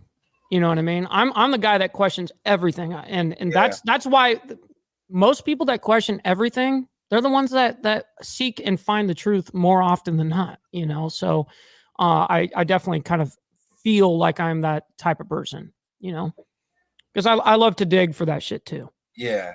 You can go down rabbit holes real quick though. Oh, it's very easy to do so. And public opinion can be swayed so easily on shit where we're such a, oh, you said you did this, prove it. Okay, well, then all of a sudden someone can go on the internet and make a claim about you and not have to prove it, and everyone will believe it. You know what I mean? What Beezer just said? I think Straight has a bit of a point, to be honest. Storms this time of year come off Africa. The storm traveling west to east is extremely bizarre. So I pay attention to the people who do this, like sailboat, like sailboat captains. And I saw a couple videos. One of the dudes talking about this isn't natural. He's like, this isn't normal. This stuff doesn't really happen. He's like, so I'm packing up my sailboat and headed north. And he's like, I don't know. I just think that what the news is telling us isn't 100% right, because I do this for a living. Like you live out on the ocean at one point. You could tell. Yep. You got a hunch, No, I mean, I was feeling the effects before everyone else. I sailed the ocean for a whole Navy career. So. Yep, he did too. Yeah, exactly. So when the news is telling you something, but your natural inclination is like, wait a minute, that don't seem right. And I don't know. I don't have that because I hate the ocean. But when I see those, I'm like, yeah, okay. So what channels are you watching? I want to go do some research on this. Well, they're not channels, man. I just kind of watch a lot of stuff. So, you just flow through, and you have to decide what's true and what's not, because it's going to make it through. It's true. That's social media for you right there. I don't watch any sort of news. When you figure out that all of the news companies are owned by the same 4 people, and like, you remember during COVID, we saw a whole bunch of like compilation videos of all of these news stations brought up in like a grid pattern, and they're all saying literally the exact same thing coming from all over the country. You got the whole debate between CNN and Fox. Well, CNN is for liberals and Fox is for Republicans. They're owned by the same company. Mm-hmm. You're getting the news the same way. It's just sensationalized a little differently. So I stopped watching all of that, and I've just been watching what I can. Well, honestly, I don't get my news sources from the mainstream media at all. Yeah, I don't even watch like all these topics that I really talk about. I mean, yes, I'll do things like this where we're talking about hurricane, let's say Milton or the last, Helene or whatever. Yeah, well, we're going to show like them reporting on it on the mainstream, but I got my actual investigative part wasn't the mainstream. It was the internet. You know what I mean? That's just how it is. And it's hard to see through it, but yes, sometimes you'll find some stuff. It's hard to figure out what's true and what's not, because once you realize and the veil is gone and you realize that the news is lying to you, everything's going to lie to you somehow. So you got to pick and choose and try to figure out what's not the lie. That's hard. That's why I chose when I did my channel. I'm not doing news. I don't want nothing to do with your guys' headaches. I get it. I understand. Especially now that I'm in it. Hindsight. Yeah. Oh yeah, man. It's not the easiest of things to do on YouTube, because there's multiple categories to YouTube, right? And you know, I'm almost a little bit jealous of those that can be a little nonchalant on there and be funny and only comical and everything satire. You know what I mean? I just don't have that. And they do get a hell of a lot more views and more money and a lot more money. That's right. And that is frustrating, you know, but I took the more righteous path of like, I want to actually leave an impact and help people rather than just be a laugh to somebody. Absolutely. Yeah. Well, you know, that's why we show up every morning. Well, I appreciate that. You know what I mean? I'm glad that the conversations and the topics have been interesting to everybody, you know, because I try to do everything in full transparency. And you know something, Mike? You can tell by how many people watch, and they'll go from your channel to my channel to Bishop's channel. Like they're not watching news, they're watching us. Yes. So, and they depend on us. They depend on us to be as transparent as we can possibly be, and they hold us to a high account. You don't get to tell Anderson Cooper to kiss your ass or that his audio sucks or whatever. Like that. You don't have that kind of connection with them, but you can sure get on. Hey man, people will call me. I don't like the way you covered that. Blah blah blah. You didn't. Happens all the time. Yeah, happens all the time. We gotta sit through that. We got to take that and do something about it. Yeah. Oh yeah. I mean, for instance, I'll do that to Dragon. Dragon will do that to me. Well, I mean, we did that just about a week ago. Yeah. I mean, that's something that is very normal. At least if we're going to keep each other accountable, and that's really what it is too, because ultimately who wins at the end of the day always, and who will always get it is the chat. You know what I mean? Yeah. They're the ones who is always going to win. Like chat is undefeated. They will win every single time.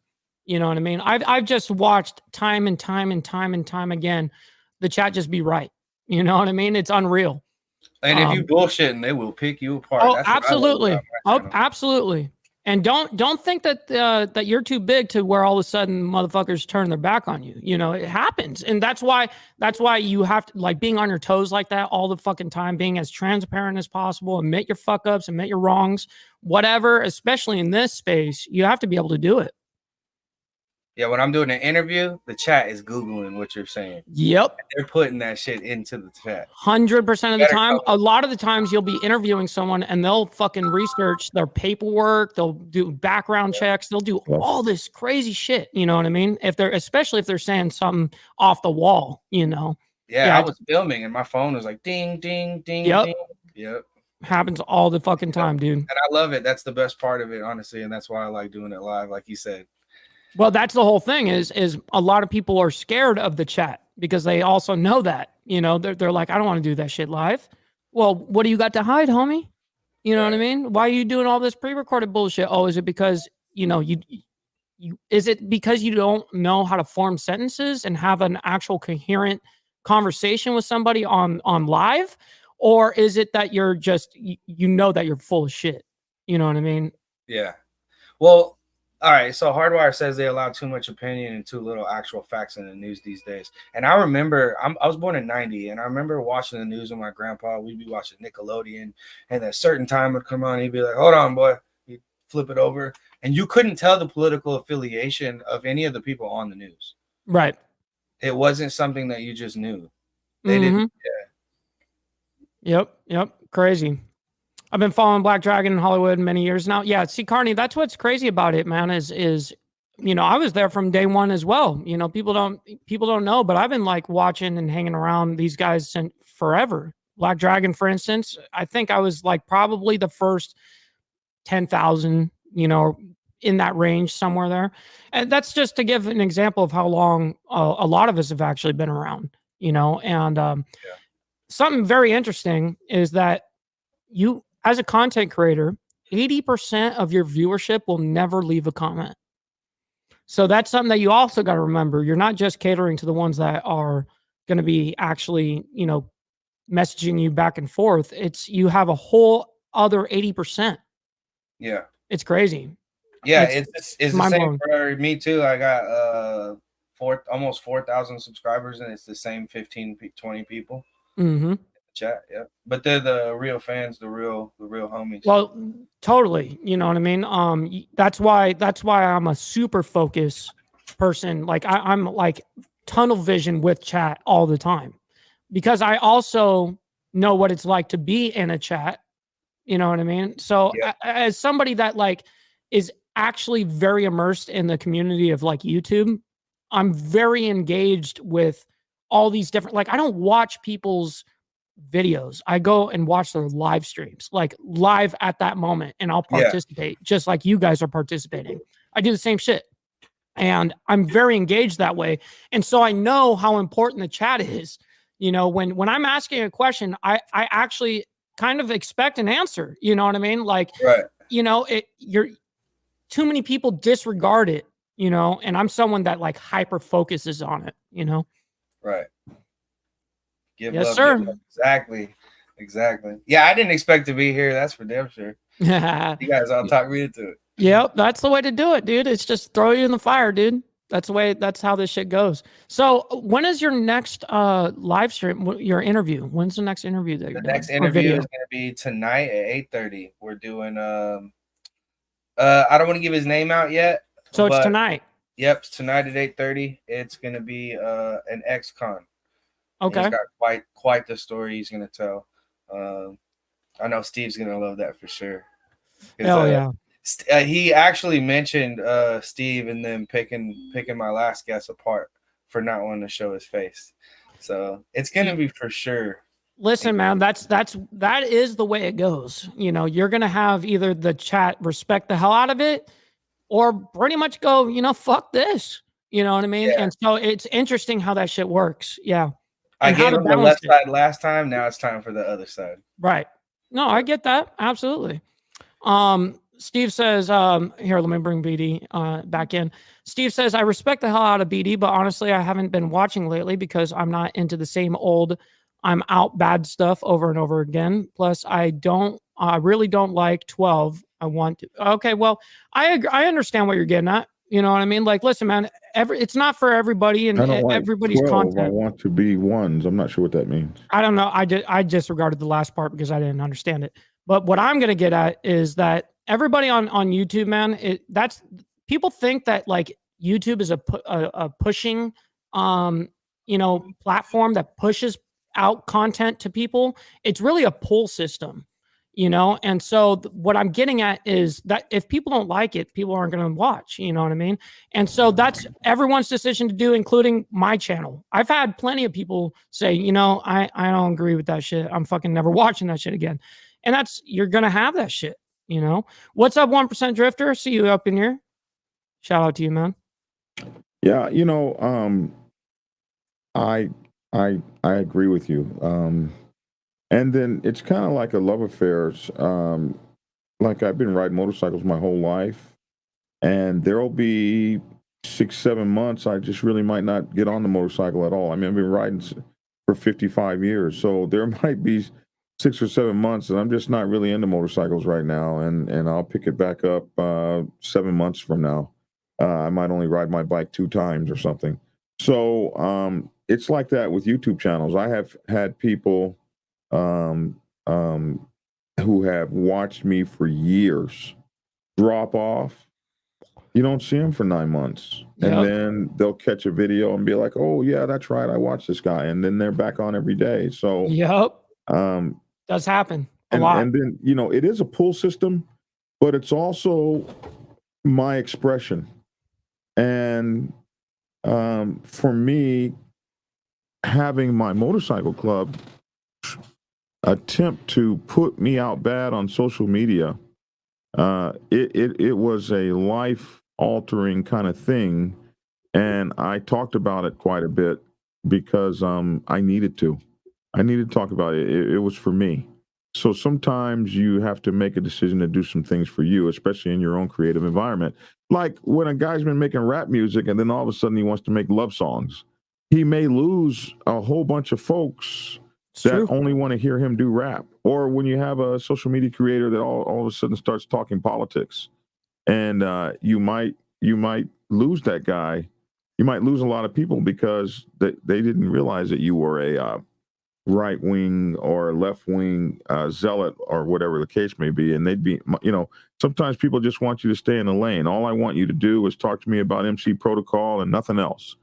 But I'm a human being, and so much of my audience, like people like you, Mike Ball, and Straight, and other folks, so many of you guys have become part of my like extended family. Totally. And it gets to a point, if you've been doing this long enough, and you have, like I say, Anderson Cooper doesn't have the kind of people we have. It's a one way him outputting, but for me and people like you guys, it's two ways. And some of you guys become as important in my life, and I've never even seen you. You become as important in my life as I might be in your life. And sometimes, as a creator, I need to open up and show my vulnerability to you. And I'll never forget when things hit me like they hit me. This one guy, Mike Ball, and we've had so many fights throughout the years. But Mike Ball's ass was sitting right here at the Dragon's Lair, spent 2 nights with me. He stayed with me. He ate with me. He hung out with me. And this is a subscriber. This was a guy who started out as a freaking subscriber. Some kid who lost his leg in California that looked up to me like, oh my God, it's Black Dragon. Now he's taking care of Black Dragon. I'm so glad I picked up the phone and called that kid, because it was important to me that this young man who thought I'm just a regular guy, but to him at that time, he was like, oh my God, I got a call from Black Dragon.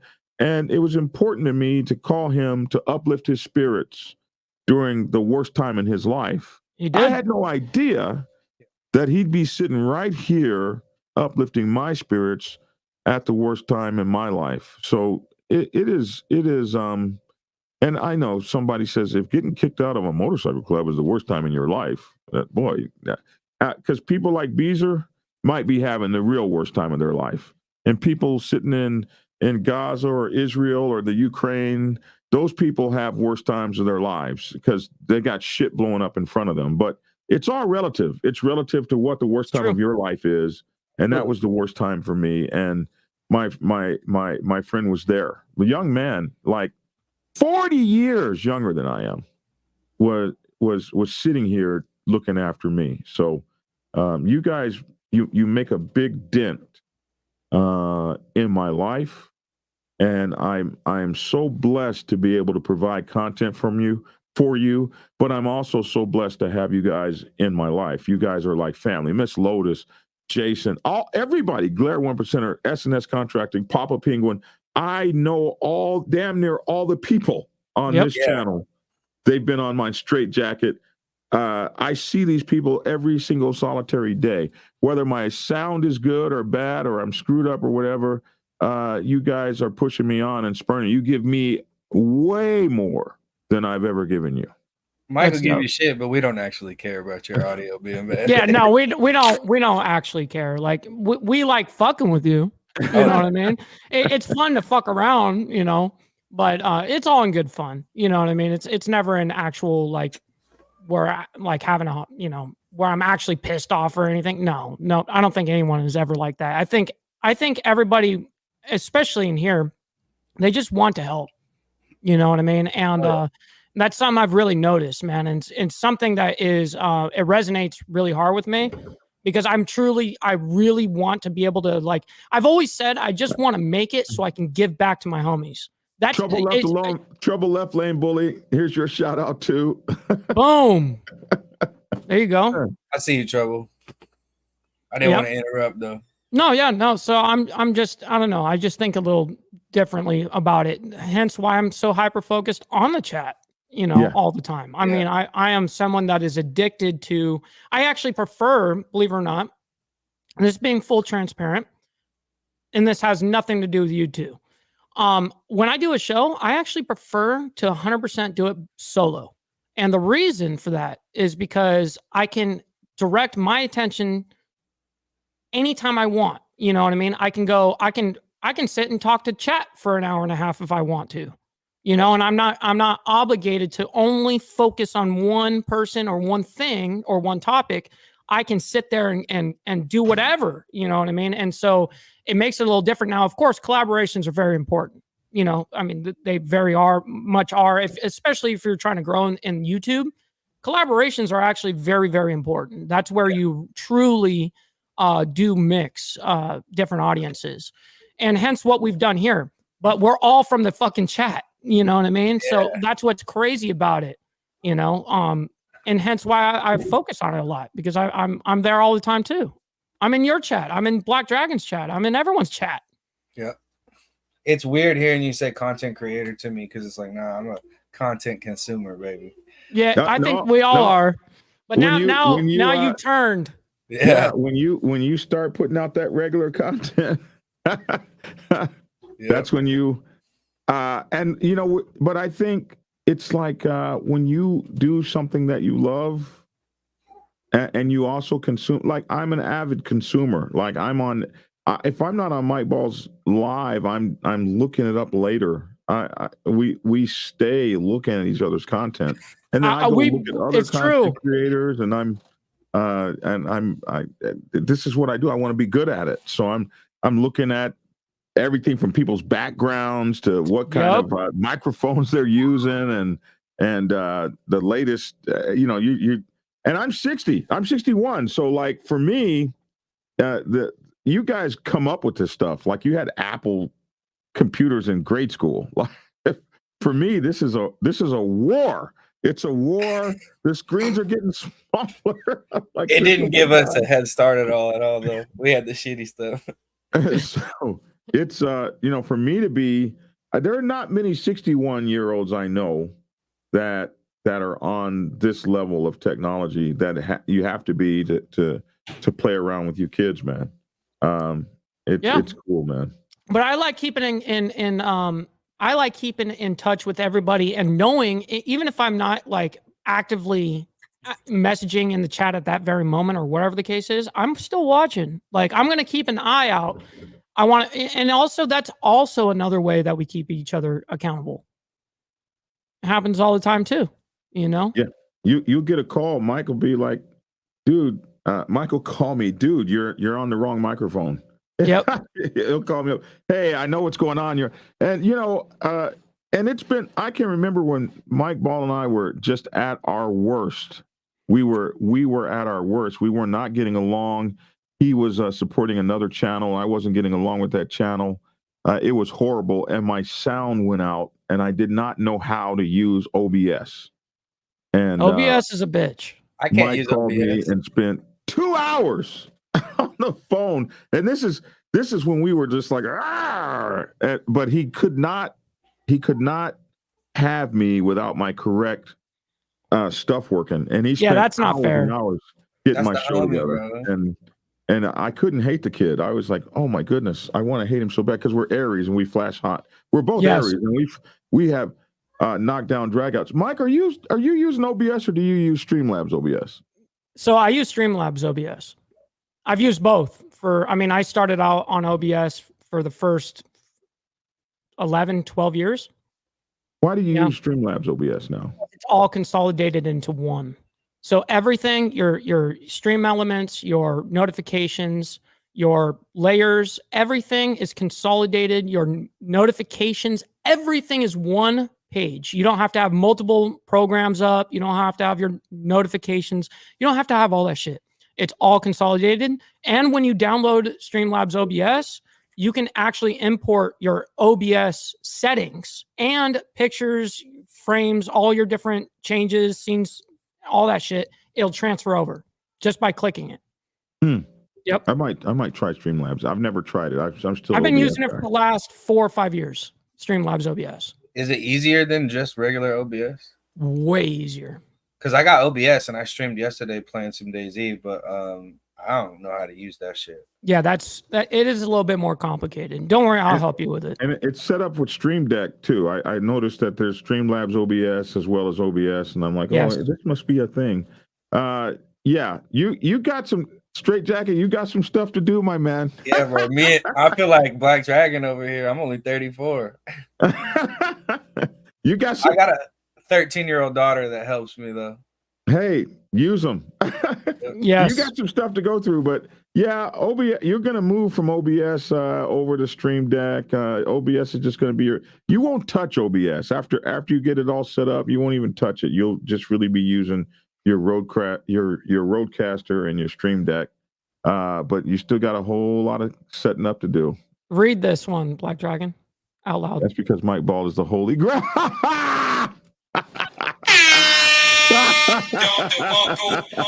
Oh, that's ugly. That's ugly, Papa Penguin. That's ugly. I had to give it to him. I had to give it to him.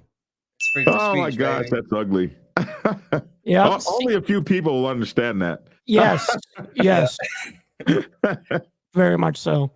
That's a very deep inside joke there. Yeah, it's absolutely amazing, man. Having a platform that you guys can go to and trust, that's something that will never get old. Hence why I'll always check myself, and I love when I hear it from you guys too, because you guys have seen me do retractments and where I have to retract something, especially when I'm breaking news damn near every fucking day. You know what I mean? You're not going to get it right every day.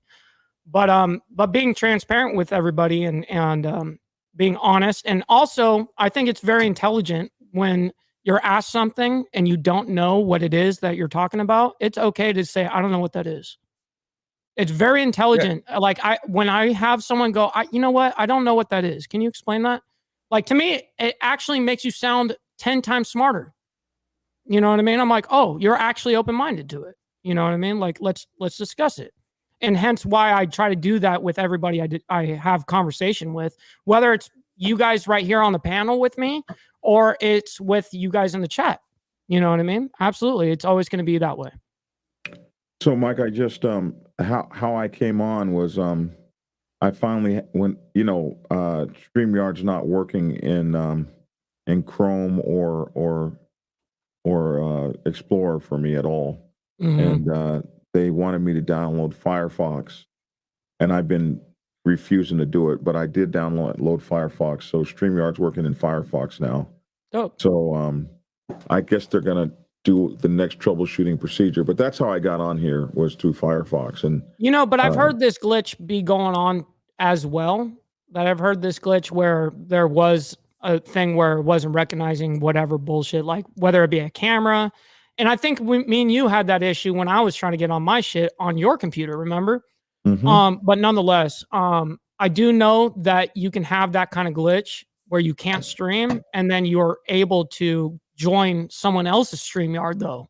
And so I wasn't able to this morning. That's why I was on my phone. So that glitch I already knew was kind of like a thing. Like people are experiencing a weird bullshit. Weird. Yeah. I mean, I haven't dealt with it, but I have read that. Gotta shut somebody like me down all the way. No, really it won't, because you're gonna fight so hard to figure out how to get it fixed. And once you start doing this and you start bringing some money in the door, ain't nothing stopping your money, my man. You're gonna be up all night long if that's what it takes. Right. You're gonna be calling me. You'll be calling Mike. You'll be calling folks and. Us guys that have been through it, we'd just be like, oh, yeah, man. Yeah. No big deal. Stop crying. We got you. Hardwire said stop watching nefarious websites. Yeah, he's calling you out. He knows what's going on here. Malware got him.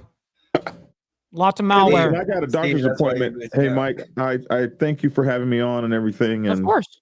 Man, have a good one, man. Today, man. You're doing good. Good stuff. Proud of you. I appreciate you, and vice versa. I mean, I was in there this morning, so yes, good show as well. Yeah, I'm just trying to work on my time. Nice. Yes, sir. All right, well, we'll see you on the flip side. Be good. Right, have a good doctor's appointment, man. Right, be good. See you.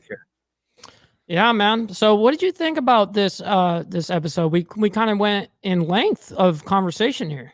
Yeah, man, definitely. My kids are out there waiting for me to go make lunch.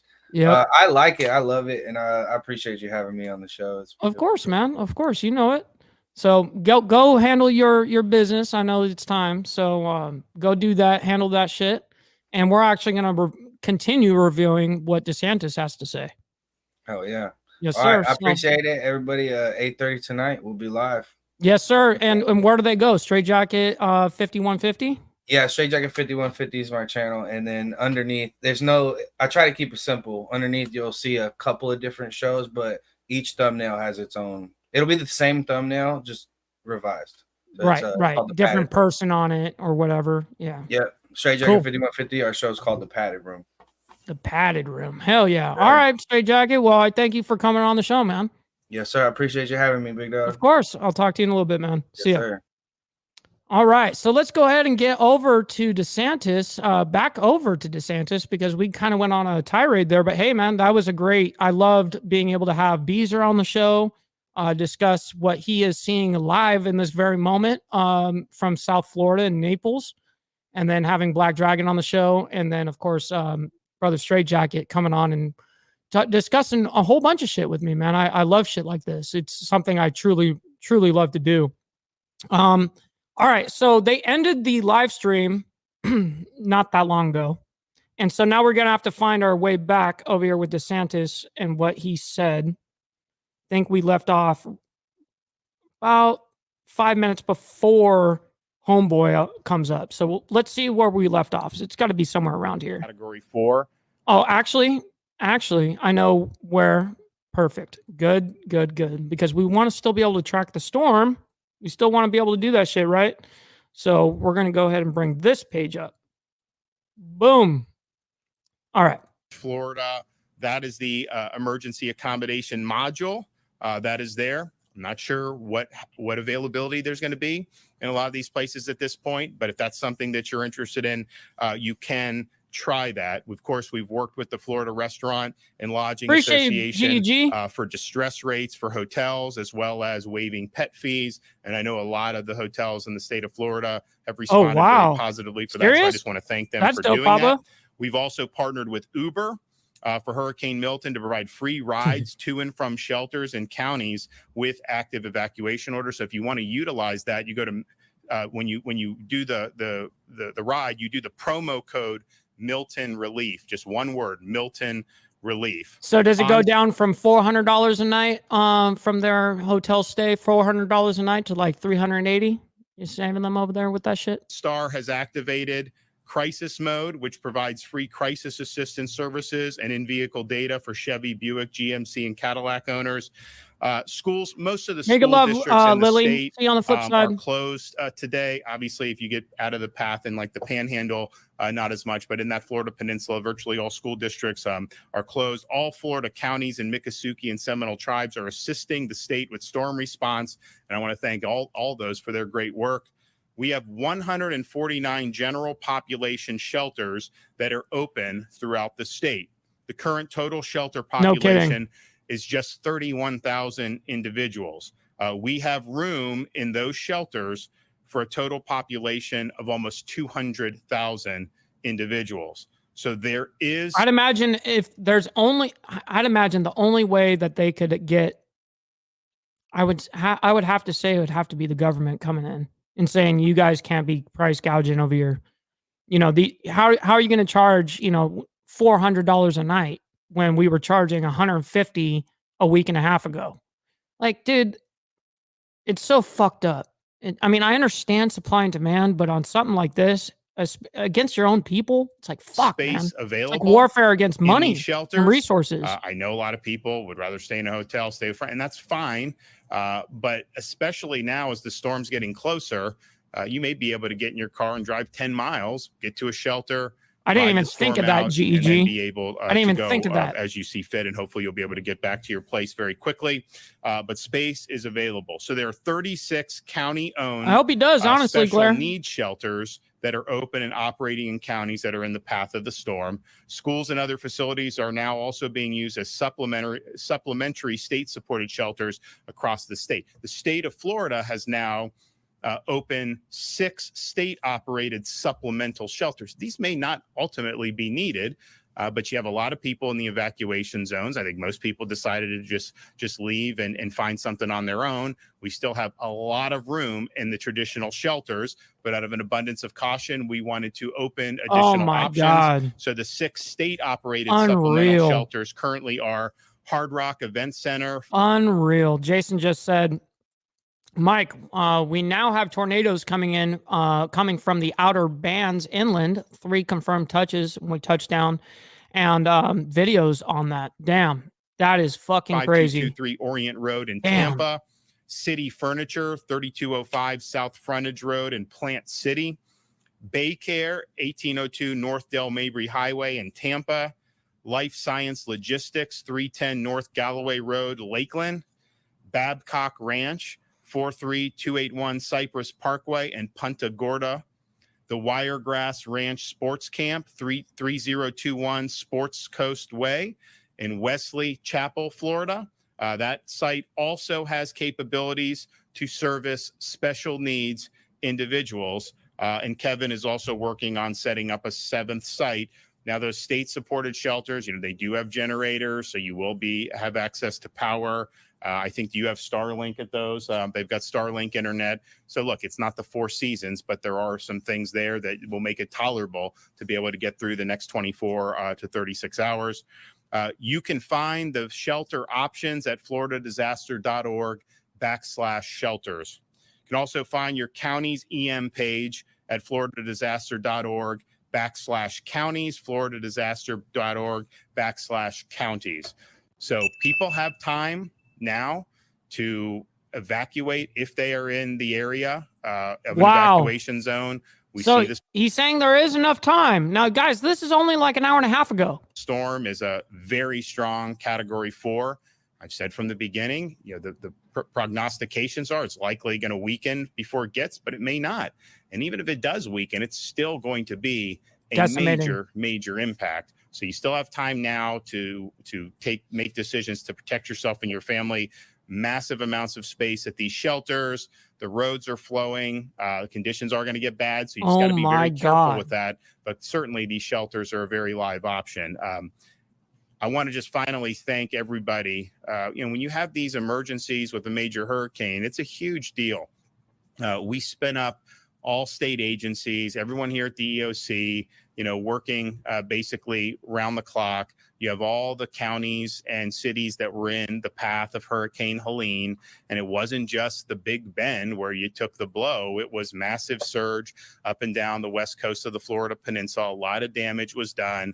There were thousands of rescue missions that were effectuated immediately after the storm. Huge things done, like fixing the road and SR 786, helping with the bridges. There was so much that was done in the immediate aftermath and is still being done in that. Then you have another storm that developed and immediately you're back on that posture, round the clock, no time to rest, no time to sleep for a lot of these folks.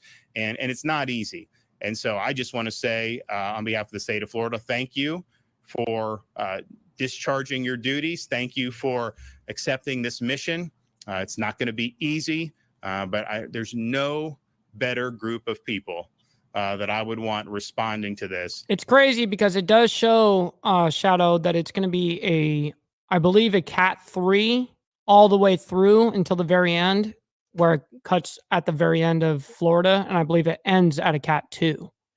But I may be wrong on that. But as far as the information I've come across, it has been a Cat 3 all the way through Florida. Yeah, that's from what I've seen. Then the folks that we may have changed. I don't know. It throughout this state, whether you're talking about the counties down on the Gulf Coast of Florida, whether you're talking about the people that we have here assembled in Tallahassee, these folks have proven themselves. They're working hard. And we will get the job done. Okay, Kevin Guthrie. Oh, wow. Thank you, Governor. I want to reiterate that we will get the job done. Absolutely. The men and women behind me are the best in the country. It's very true. And they lead the industry in what it is that we do. The men that are standing behind me and the men and women that are state agency heads, everybody has checked their ego at the door. Unreal, and Miss all it Lotus. is about teamwork right now. Wow. We're going to get that done. We're less than 24 hours from landfall, and the governor has been working tirelessly alongside all of us to ensure that we have all the resources needed ahead of landfall. Today, we continue to move thousands of resources to staging areas across the state. We want to ensure we have the right resources. Straight jacket. Yes, sir. That's what I'm talking about right there. Yes, sir. It's awesome. To move into the Glad right you came places at the right time. Life-threatening storm surge is expected along Florida's west coast. Counties from Levy to Collier have ordered mandatory evacuations, and I urge you to heed those warnings if you're in one of those zones. You might not want to evacuate, but there are free shelters in your area. If you live in a mobile or manufactured home and you're in this impact area, please go to a local shelter. If you rely on power for medical devices or other things, please go to a local shelter. You live in a home that can't withstand the hurricane force winds, again, so please go to a sad, local Papa. shelter. Jesus. We have enormous capacity. Terrible. We're about 31,000 I'm shelter last praying night. for We have Florida, the ability dude. to do well over 200,000 in the impact area. If you're making a decision, you say, oh, it's too late. There's not enough room for me. There is room. Please come. Your home and belongings can be replaced, but you cannot. Yep. You can find a list of all shelters, including our state-run shelters that the governor just mentioned by visiting. You know, sadly, every single time they tell you guys to evacuate in front, you know, regarding these hurricanes, every single time it's like 90 people dead, 100 people dead. Like all of that could have been prevented. I mean, I understand why people get landlocked, like we explained, but it still happens. You know what I mean? It's people are still dying every time. FloриdaDisaster.org/shelters. We also have options to assist residents with evacuating. We still are running our shuttle service. You could also go to FloриdaDisaster.org. I very much appreciate you, Brother Slim. Thank you for that. Number. That number is 1-800-729-3413. Yes, sir. Trouble. Have a good, Again, that's safe day, man. 1-800-729-3413. We need to hear that phone number. Sorry. 1-800-729 for updates on that 1-800 number. That number is 1-800-729-3413. Again, that's 1-800-729-3413. That's information as a whole, minute by minute, I believe, phone line that you can call if you guys need any information on that. We've also partnered with Uber, and you can call them and put in the discount code of Milton Relief. That's Milton Relief, and that'll be a free ride to the shelter. If you don't live in an evacuation zone and decide to shelter in place, make sure you have enough supplies to weather the storm. And after look at that bridge shot. Cease. Oh man! We recommend you have 7 days of supplies on hand. Just starting. Power outages are expected with this storm. Charge your electronic devices now before the power starts to go out. If anybody's looked at a radar in the last 8 hours, you see a lot of rain heading into the impact area. You see tornado warnings. I think as of our 7:15 briefing with my executive staff, we had 7 tornado warnings. And as we were walking in here, I saw 2 more. So there's been roughly 10 tornado warnings. Power will start going out. So you need to make sure your electronic devices are charged now. If you can get outside and it's safe to do so, make sure you're bringing out all that furniture, potted plants, decorations. If you can pick it up, put it up. That's what I'm hoping for, Jason. Thank you for those kind words, bro. Thank you. I'm taking that shit to the bank, man. Good to see you, during Bolo. The storm, we want to start messaging this. We do it every single Brother time. Steve. But again, if you've decided to shelter in place. Much love, man. Hey, real quick before he heads out of here, he's got to get on with his day. I can't thank you enough. Before the stream even started, bro, this man came in and did a 3-banger, gave a 10 spot, then a 5 spot, and then boom. The membership. Best show on motherfucking YouTubes. Hey, man, I very much appreciate you. Have a wonderful day, kind sir. It's always an honor and blessing to have you in here. And we'll see you on tomorrow morning's episode, as you already know. We got my brother Rob over here. Shout out to you, my man. Hopefully all is well with you over there in California, my man. Absolutely. All right. Just wanted to give a quick shout out. And during the storm, you hear this tree snapping. Maybe the power popping. That can mean that there is flying debris, and you should seek shelter immediately inside your home. Treat it as if it's a tornado. They're still saying you can evacuate right now. Portion of your home. If you have some type of lightweight mattress, pull it over the top of you. Much love, Carney. We'll see you on the flip side, man. Treat it as just as if it's a tornado. If you find yourself all of a sudden, it is absolute calm. You've gone from snapping trees and power lines and the sound of destruction to absolute nothing, like it's a clear day in the middle of the summer, you're in the eye wall of the hurricane. And you need to stay in place. Do not go outside. Do not look around. This eye wall has been moving anywhere from about 4 nautical miles to upwards of 12 to 16 nautical miles. Ah, damn. If it reforms the eye wall and starts to collapse again, you may have only minutes in a situation that could be life-threatening. So please make sure you do not go outside if that happens. For more updates in your area, remember to follow your local county emergency management agency's instructions. The agency also has activated the State Assistance Information Line to provide information to Floridians to receive up-to-date information from us. Residents and visitors. We gave you guys that phone number. Hotline at 1-800-342-3557. 1-800-342-3557. Before I close, in anticipation of some of your questions, you may ask, what are the things that we're going to be doing over the next 12 to 24 hours while landfall is happening? The things that we're going to be doing, the Florida State Emergency Response Team with all of its agencies have been working contingency plans. Wow. Over a week ago, I set out Brother Mike, for our planners Jason to work over here. 3 different contingencies. Man, Jason just hit me over here on the 5 spot on the Cash App, dude. Just saying thank you, Mike. Man, that's mega love, man. Jay, I can't thank you enough. It is always a pleasure being able to do this, man. And I can't do this without your guys' support, man. Thank you for that very much. And that was something that hit the Helene area, something that hit the Tampa Bay area, something that would hit the Fort Myers area, and then even drill down further into that. So in the next 12 to 24 hours, our staff will be moving from a strategic contingency-based plan to tactical operations-based movements. They will pull off the shelf what that strategy was at the time and move directly into tactical operations. We will start working on our damage prediction models. We do have damage prediction models that come from the United States Army Corps of Engineers and other federal agencies. That system is called HAZUS. Our planners, our intelligence cell will start looking at those things to see where the most debris, where the most damage is going to be based on the last calculated movement at landfall.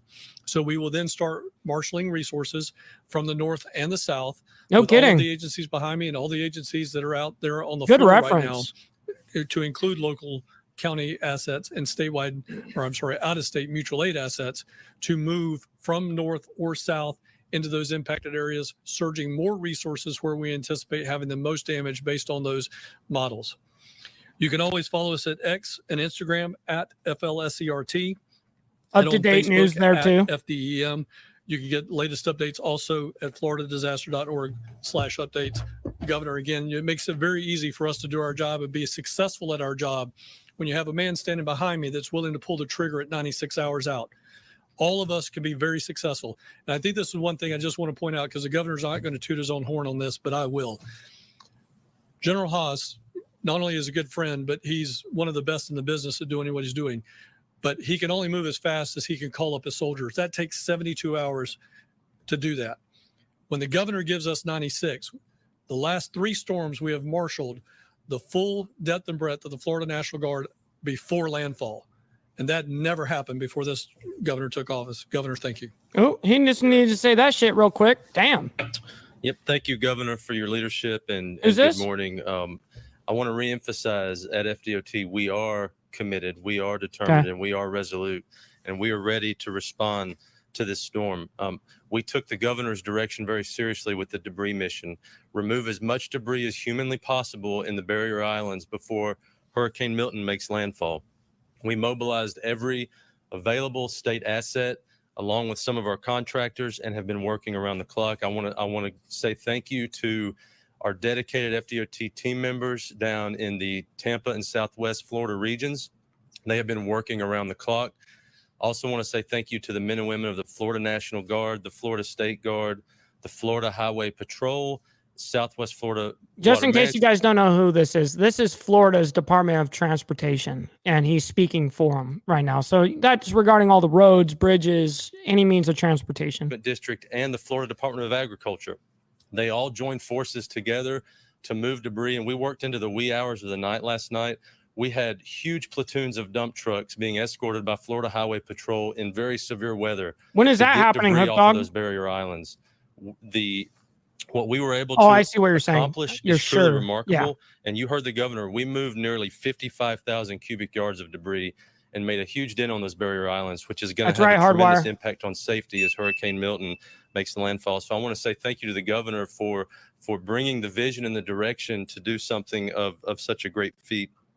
With evacuations, we did notice very heavy traffic on I-75 and I-4 going north to Orlando and up to I-10 over the last few days. It's locked. We did use emergency shoulder use. It did help to resolve that traffic. And we have continued to have both the Florida Highway Patrol and our Road Ranger Service Patrol circulating those corridors to offer motorist aid. We did see very heavy congestion on Alligator Alley yesterday. We also implemented emergency shoulder use there.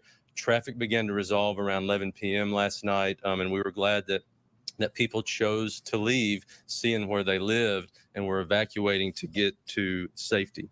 We will be deactivating emergency shoulder use at noon today. We have to begin to demobilize the signs and the people because conditions will begin deteriorating very quickly. What does that have to do with driving around? All of our coastal bridges and causeways and low-lying roads in Southwest Florida and in the Tampa region. Conditions are going to deteriorate quickly. We expect bridges and causeways to begin closing early to mid-afternoon today. This is very important. You heard the governor. The window of time is closing to get to safety in a shelter. Hook Dog, send that to me on Instagram. Get high and water gets high and begins. Send that to me on Instagram, please, kind sir. To make those bridges and roads unsafe, we do work with the Florida Highway Patrol. We have to close those bridges like the Skyway or the Courtney Campbell Causeway, et cetera, in Tampa region. We do expect those to start closing early to mid-afternoon. That's something you need to keep in mind if you still have to evacuate. As you heard from the governor, we've pre-staged our assets, our bridge inspectors, our team members, our heavy equipment. We do plan to have all of our resources and heavy equipment and contractors staged north and south of the cone. We will be pushing in with full force behind Hurricane Milton as it makes landfall to clear roads, inspect bridges, assess damage, and begin repairs as quickly as we possibly can. Every minute that a road or a bridge is down after a storm comes through can hinder the life safety mission. We take it very seriously. Any damage that we see and find, we will work as quickly and as efficiently as we can to begin those repairs immediately. The seaports on the West Coast, we've been in very close coordination with them. Port Tampa Bay, Port Manatee, both are important for fuel. If the storm surge is consistent with what's predicted, there could be significant issues with both of those two seaports. So we've been coordinating very closely with the Division of Emergency Management and looking at making sure we still have fuel moving throughout the state. I want to remind everybody, fl511.com is the place to get traffic information. We have 10 traffic management centers across the entire state. They work 24/7. They will be working throughout the storm. We will be updating fl511.com live throughout this event. The storm surge expected from this hurricane can cause damage to road and bridge infrastructure. This is why our crews are some of the first boots on the ground to assess and inspect. One thing important to remember, there can be damaged facilities. There is going to be high water. Please do not get out and drive around until we have had the opportunity to inspect bridges and roads. Even after the storm passes through, there will be roads underwater. Please do not drive through water. It's inevitable. Every storm season, people choose to drive through water. You have no idea what's going on underneath that water. It can be very dangerous. Please give us time to do our job. There could be no road. Make sure roads are safe before you start driving around. Again, fl511.com, and thank you, Governor, for your leadership. All right, good job. Yes, sir. Florida Department of Transportation right there that just spoke. Good morning. Under the Governor DeSantis' leadership, Florida is a law and order state. And FDLE will work with our partners at all times to ensure that it stays that way. As the commissioner, yes, sir, Cuzzo, we're doing some live coverage today, my man, and we actually had some real time weather, from Brother Beezer, who showed us all the shit that was going on. I know that you saw that, and we're still covering this as we still have this press conference, and there was a lot going on this morning for damn sure. With the Florida sheriffs and the impacted Black areas, Dragon was on for everything from Jefferson County all the way down to Key West to ensure that their needs are met and supported. We've also worked hand in hand with the Florida Police Chief Association, the Florida Sheriff's Association to ensure if they have any pre-storm needs or even post-storm recovery efforts that we're there for them. I can safely say that the Florida Police Chief Association already has the South Florida Police officers come together for about 80 members that are going to be poised ready to come in to the impact area to support as needed. The Florida Sheriff's Association has strike teams available and ready to move in as needed to support. Now, FDLE is directing the deployment of additional 500 officers that are coming in from out of state. We already have 150 that has been notified. We got to stop this real quick because this is live right this second. This is about an hour ago, guys. So what we're watching on the hurricane, all that reporting, that was an hour ago. And right now, what we're going to redirect our attention for a second. This is live. Think about it, Mike, right? 104. Jesus. Come on. Day. I mean, you could see 5 to 8 feet of storm surge all the way down to Chokoloskee. Think about Fort Myers, Naples, well away from that center. We just got to really keep reminding people they're not safe, even though you're not, not near the center of the storm. So we'll continue to really message that as we can. The other part of this, flooding could last a while. So unlike other areas with elevation, there's not much elevation in Florida. So some of these rivers are going to be slow to drain. Some of these rivers could stay up for about a week after the storm, and the storm surge will act as a blocker to drain some of that rain from the inland area. So that could really be add some challenges to some communities with the flooding and recovery efforts, as some of the roads will be pretty impassable. So, I was looking at this, Mr. President, Madam Vice President. Yesterday I said the clock was ticking. Today I'm saying the alarm bell's going off. People really need to start getting into their safe place. Good to see you. As always, the Weather Service remains on duty 24/7 to make sure the decision makers have all the information they need and the updates to this storm. Ken, I'd like to focus on one thing you said. I don't think most people would think it, but the idea that sometimes it takes days for rivers to crest after a major storm like this. Are there any particular areas of concern that that are related to this type of flooding? And how long do you think the flooding conditions could last? In other words, I think people think once the winds are died down and have gotten through that, okay, we're all set. But these rivers flooding are consequential, and it takes time, right? It takes time. That storm surge pushes up every nook and cranny of Florida. So it goes up bays, goes up rivers, it fills in all these areas. And then you add that incredible amount of rainfall, and that rain can't drain because the storm surge has it blocked. So just really looking at some of the areas in Hillsborough River, Alafaya River, the Peace River, some of these type of traditional places that could flood. We really got to watch those areas and those communities. So it takes quite a while for that water to drain. Thank you very much. Hey, Ken, I have a question for you. You mentioned words matter, and I know there is a lot of media following this briefing. So there have been, but I didn't do it. We've gone from a Cat 5 to a Cat 4. I don't think I have any word banned, like purposely. I think anything that does get caught up is from YouTube itself. And the language that a lot of folks have been using is downgrade. But it sounds like you're cautioning us that may communicate a sense that the danger is lessened when in fact it's not. Can you talk a little bit about that? Because I know a lot of folks are watching right now and would love to have your feedback on how we should be talking about this. We need everybody that communicates to the public to be on the same page with the words, because I've 30 years of doing this. I've seen this so many times. People will think, oh, it was a Cat 5, now it's a Cat 3. That's not a reason to relax. It's not weakened. That's not diminished. That means that we've expanded the wind field. The impacts don't change associated with that. And I've seen this in Hurricane Florence and other historic hurricanes. So we have to be mindful of the words that we use and focus on those impacts. Those impacts haven't changed no matter what the wind speed does over the next 24 hours. Thank you. That's very helpful. Thank you. Thank you, Director Graham. We'll go now to Secretary Mayorkas, the Secretary of Homeland Security. Ali, over to you. Thank you very much, Liz. Mr. President, Madam Vice President, if I can just pick up on the important phrase, the words matter. I want to thank you for the strength and moral clarity with which you have been speaking to bat down false information that is being spread. That false information is only hurting survivors in need of help. and it is also hurting the first responders who are so Shut up with your bravely opinion. risking their lives to deliver that help to the survivors. Yo, fuck your Mr. opinion, President, dude. Madam Vice President, we Ask are your question. executing on your directive to not only rely on FEMA to provide emergency relief, but to draw upon other resources throughout the Department of Homeland Security and throughout the federal government, throughout your administration. I know you will hear from the Commandant of the United States Coast Guard, Linda Fagan. The United States Coast Guard has deployed almost 1,300 personnel to Florida, not just for search and rescue, but also to ensure the safety and security of the port of Tampa, which is a critical lifeline for supplies that are needed by Florida and elsewhere.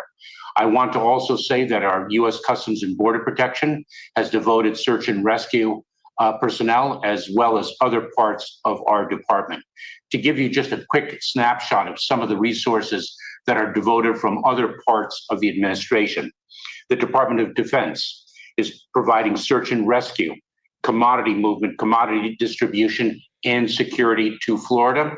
We already have 1.5 million meals and 2.8 million liters of water ready to provide to people in need.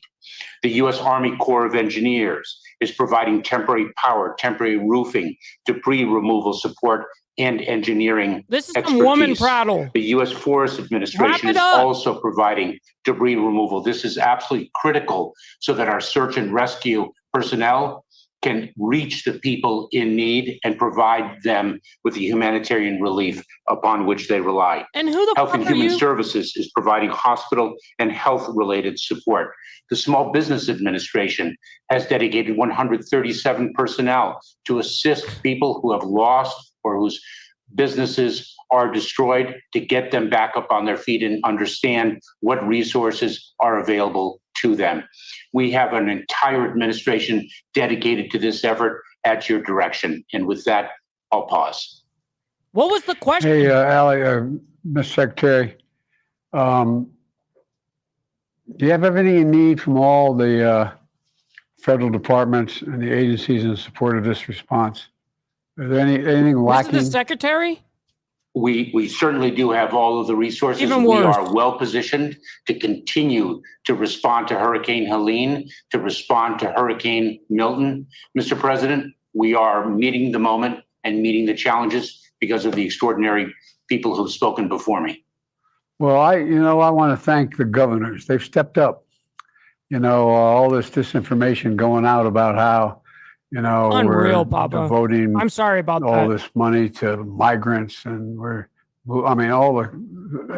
one congresswoman suggesting that I control the weather and implying that I'm sending it to red states. I mean, it's stuff off the wall. It's like out of a comic book.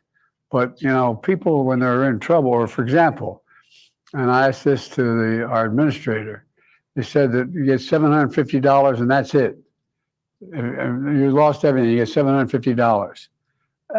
That's not it. That's just, you give you immediately what you need to get by the next day, to get a prescription, to get a whatever. Are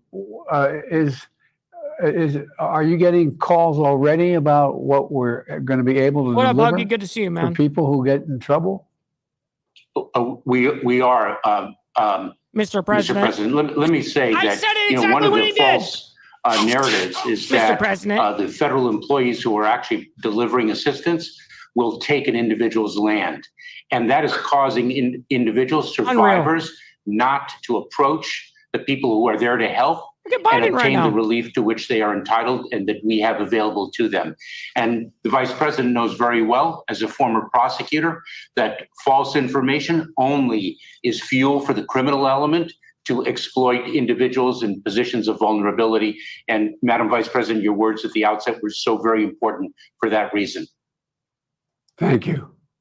Thank you. Mr. Secretary, I want Thank to God thank you're you done. and the folks in your agency working with FEMA, NOAA, and all the federal agencies. I've been on the ground, Kamala. and the work that you all have been doing to coordinate with local and state law enforcement and first responders has been outstanding. It really does show the best of the kind of work that we do in a moment of crisis to work together. So I applaud the folks that work with you and your leadership in that regard. Thank you, Madam Vice President.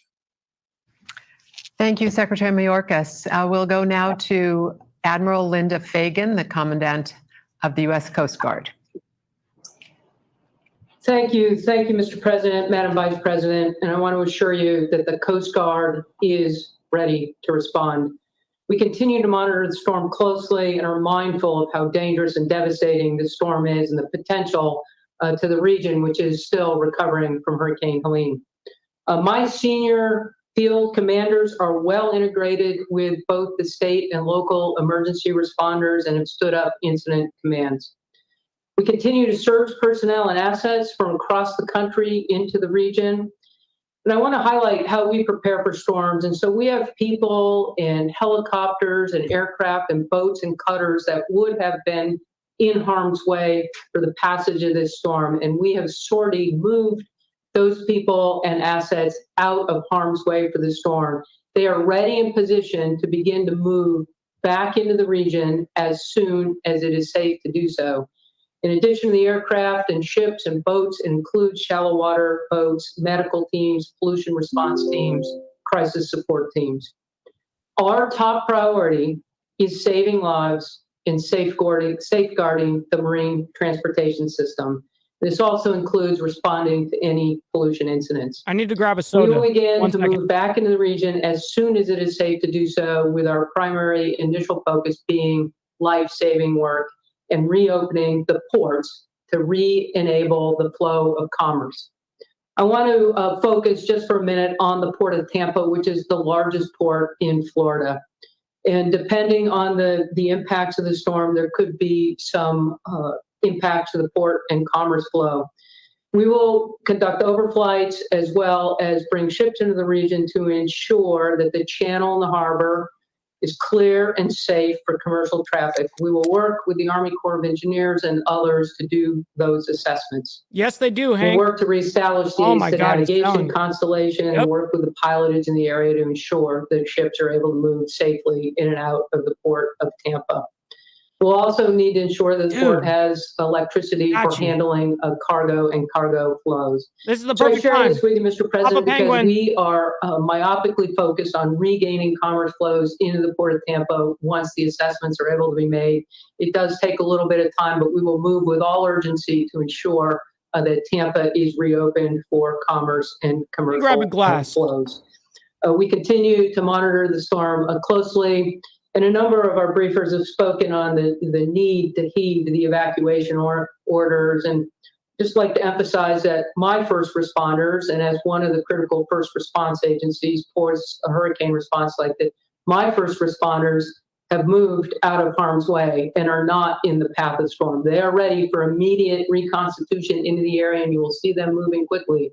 But as the storm effects come on, people really need to move into safe positions so that they do not lose their lives. Mr. President, your Coast Guard is ready to respond, and we are well positioned for that. Thank you, sir. Admiral, one of the things that I don't know whether people have not been through any kind of hurricane in the past may not understand is that when the rainfall and the flood surge are significant, but these elevated water levels are likely to be accompanied by large and destructive waves. It's not just the water rising, there's significant waves. Cheers, everybody. And what do you anticipate, if anyone else wants to respond, what do we anticipate in terms of the wave damage that's done? Not just the water rising, but these waves, large waves coming in. Papa Penguin in the chat sent me Sure, this. I'll just touch on the impact of the water and the flow and significance of any kind of increased water flow, storm surge, whether it's wave driven or otherwise. It creates conditions that are incredibly hazardous to life. People can't swim or save themselves, which again just emphasizes why it's so critical that people evacuate and get themselves out of harm's way. Let me check. And that allows them for the assessment with regard to any property or property impacts.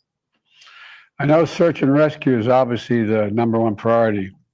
immediately after the storm, but we know that the Port of Tampa is Oh, critical. hell no, Papa. Critical for the state. You thought that I was going to mix that shit? You're crazy.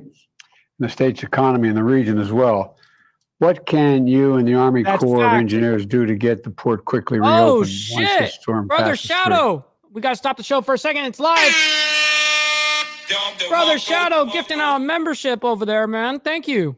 Thank you so fucking much, Thank dude. you, Mr. President. We're already in conversations with the Army Corps of Engineers, aligned on the need to begin those assessments as quickly as possible to determine whether there were any impacts from the storm or not, and regain and reopen the Port of Tampa.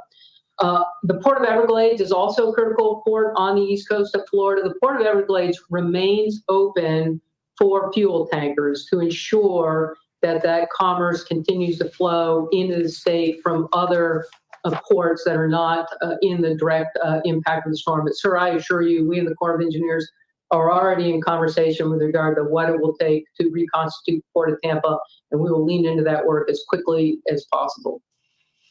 Thank you, Admiral. Appreciate it.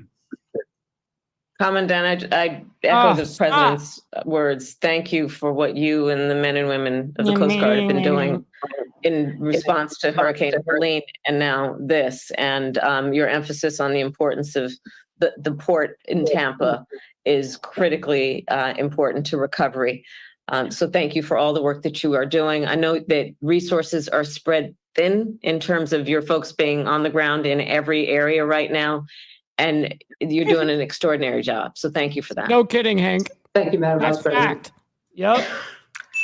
To each of the dedicated professionals on this screen, we are truly in your debt and in debt to your teams for what they are doing right now to prepare for and respond to what is coming to Florida this evening.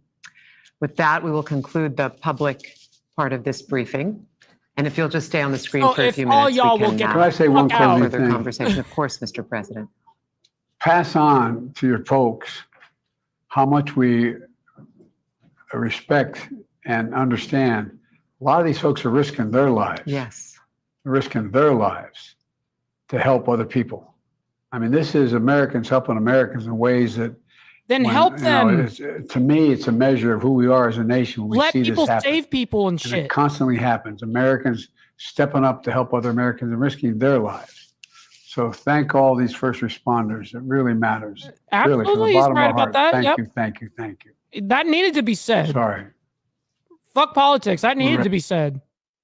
That's great. But he did say 100% scripted, Slim. You know the deal. Listen to that crowd. Listen to this. If I may speak, I'm only president of the United States. If I may speak. Governor DeSantis doing a good job, sir? Thank you, folks. Man, I would not be good as a president. I'd be like, bitch, hold on. Let me say what the fuck I gotta say real quick before we end this shit. You know what I mean? Oh shit! Oh shit! Oh shit! No way. No way it ended this way. No way. Oh my God, that is literally how it ends. What the fuck? Dude, we're in some crazy ass fucking times. We're in some crazy ass fucking times, everybody. Yeah. Literally, that is right about average right there. What were you guys expecting? You know what I mean? Hit that like button. That's right, brother SNS. I appreciate that, man. We covered so far all morning, man. We covered the entire ordeal with the Hurricane Milton and how they're dealing with that. And it's been a long, covering of morning. You know what I mean? This has been a longer stream than average, obviously, because this is not an average day. We have some crazy shit going on. So I figured, the best I could possibly do is at least be here with you guys and be able to cover this. You know what I mean? They cut it off. That's not how it ends. Oh shit, they brought it back. All right, let's see. No, it's still like that. It's still a black screen right now. Yeah, I'm looking at it. Very weird. Brother Dwayne said, when they are talking about fuel tankers on the road, some reason I thought of Mad Max. That's right, bro. Yeah, very interesting. Brother Lee, bro. You know the deal. Stop the cap. You know the deal. Stop the motherfucking cap out here, dude. Better ending than the Reagan made the oopsie about launching nukes. Yeah, right. Yeah. It seemed like they just cut that motherfucker. They were a little scared of whatever was going on in that room. I mean, it sounded like chaos as soon as they were like, yo, we're done. The whole crowd. Well, first, what happened is they actually turned off the microphones so that everyone couldn't hear it. And then it came back on and we heard how crazy it was in there. YouTube cut that out. Watch the news for it, Mike. Oh, okay, got you. That's weird. That happened right here, right now, at least. So it must still be live on a different platform, but that's the way they cut it on YouTube. I just sent a link for 2 of our locals here. Went to North Carolina. It's terrible. Oh shit. That's fucked up. I mean, I'm gonna look at it real quick, see what it is. Oh man, it's a whole ass post. That's humongous. I have it pulled up. I'm gonna go ahead and check that out afterwards because of how lengthy that is. I'm definitely gonna check that out. As you guys can see, look how long this is an ordeal. So this is a story I'm going to have to check out afterwards.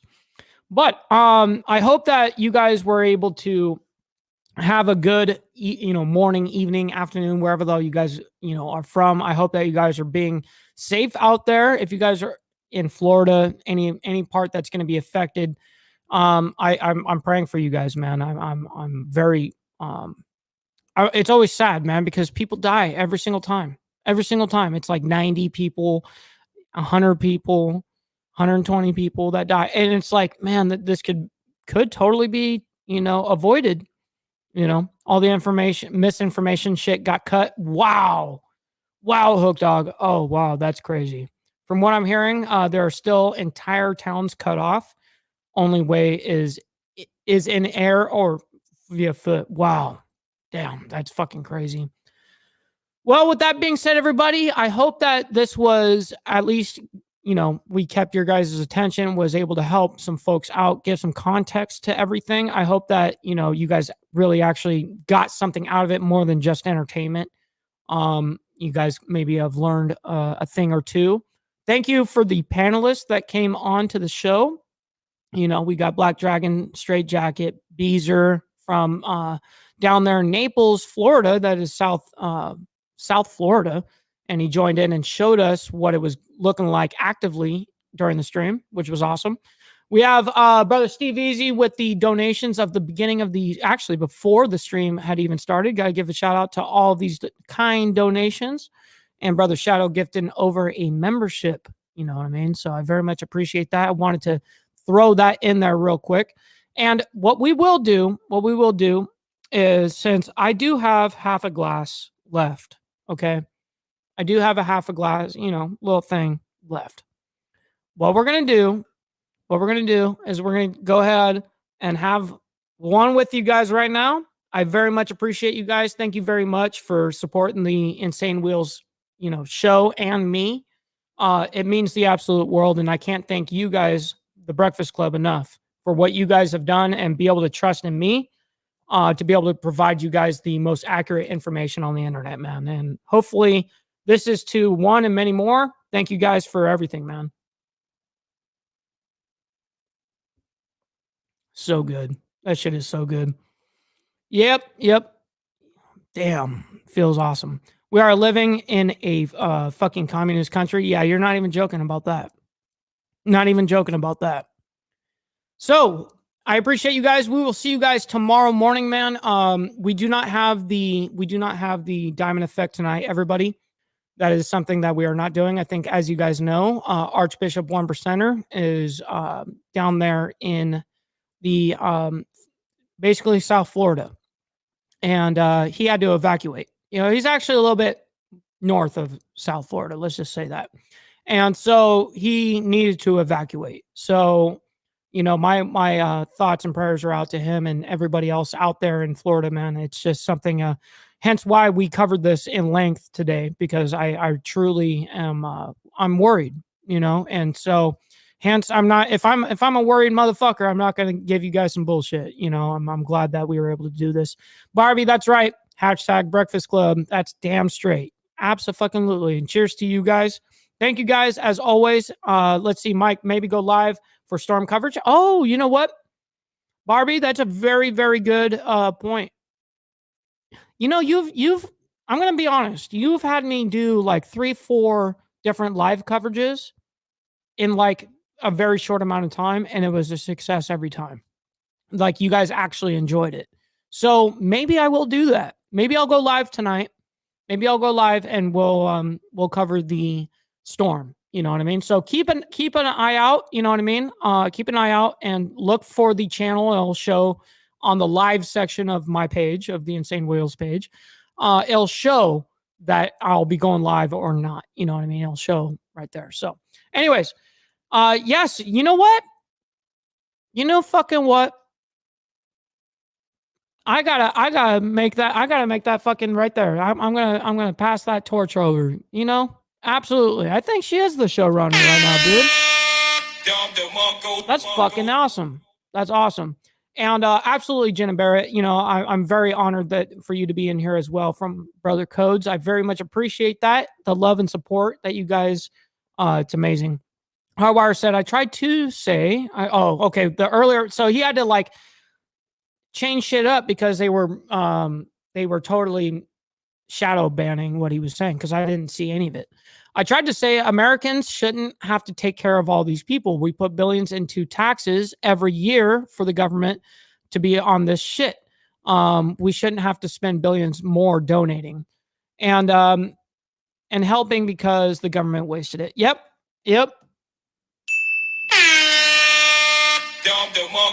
She does have great ideas. So that's something that's super, super awesome right there. Yeah. She definitely has come up with more than a few, you know, where it was like, hey, check this out, or hey, we should cover this or whatever. Yeah, big. That's awesome. Super awesome. Thank you, Barbie. Always. Guys, make sure you guys like the video on your guys' way out. Make sure you're subscribed down below. I noticed we got about 40% of the people that watch the Insane Wheels page is not actually subscribed. Make sure you guys are subbed down below. Also, follow me on my Instagram at BallValveTV, where I post everything behind the scenes of not only my life, but of the show and everything like that. In between, we have Millennial Food Time and everything coined by Brother Steve Easy in the chat. We have a great ass time. I can't thank you guys enough for everything until maybe possibly even tonight.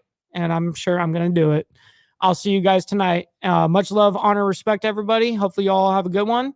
And, you know, just stay safe out there, everybody. Stay safe. That's really, at the end of the day, that's what I want for everybody. Stay safe, be good. Much love, loyalty, honor, respect, everybody. From the depths of darkness, a voice emerges, a host with a fire burning in his soul. With a heart, steel, and a spirit unbroken, he rides on 2 wheels, ready to claim his throne.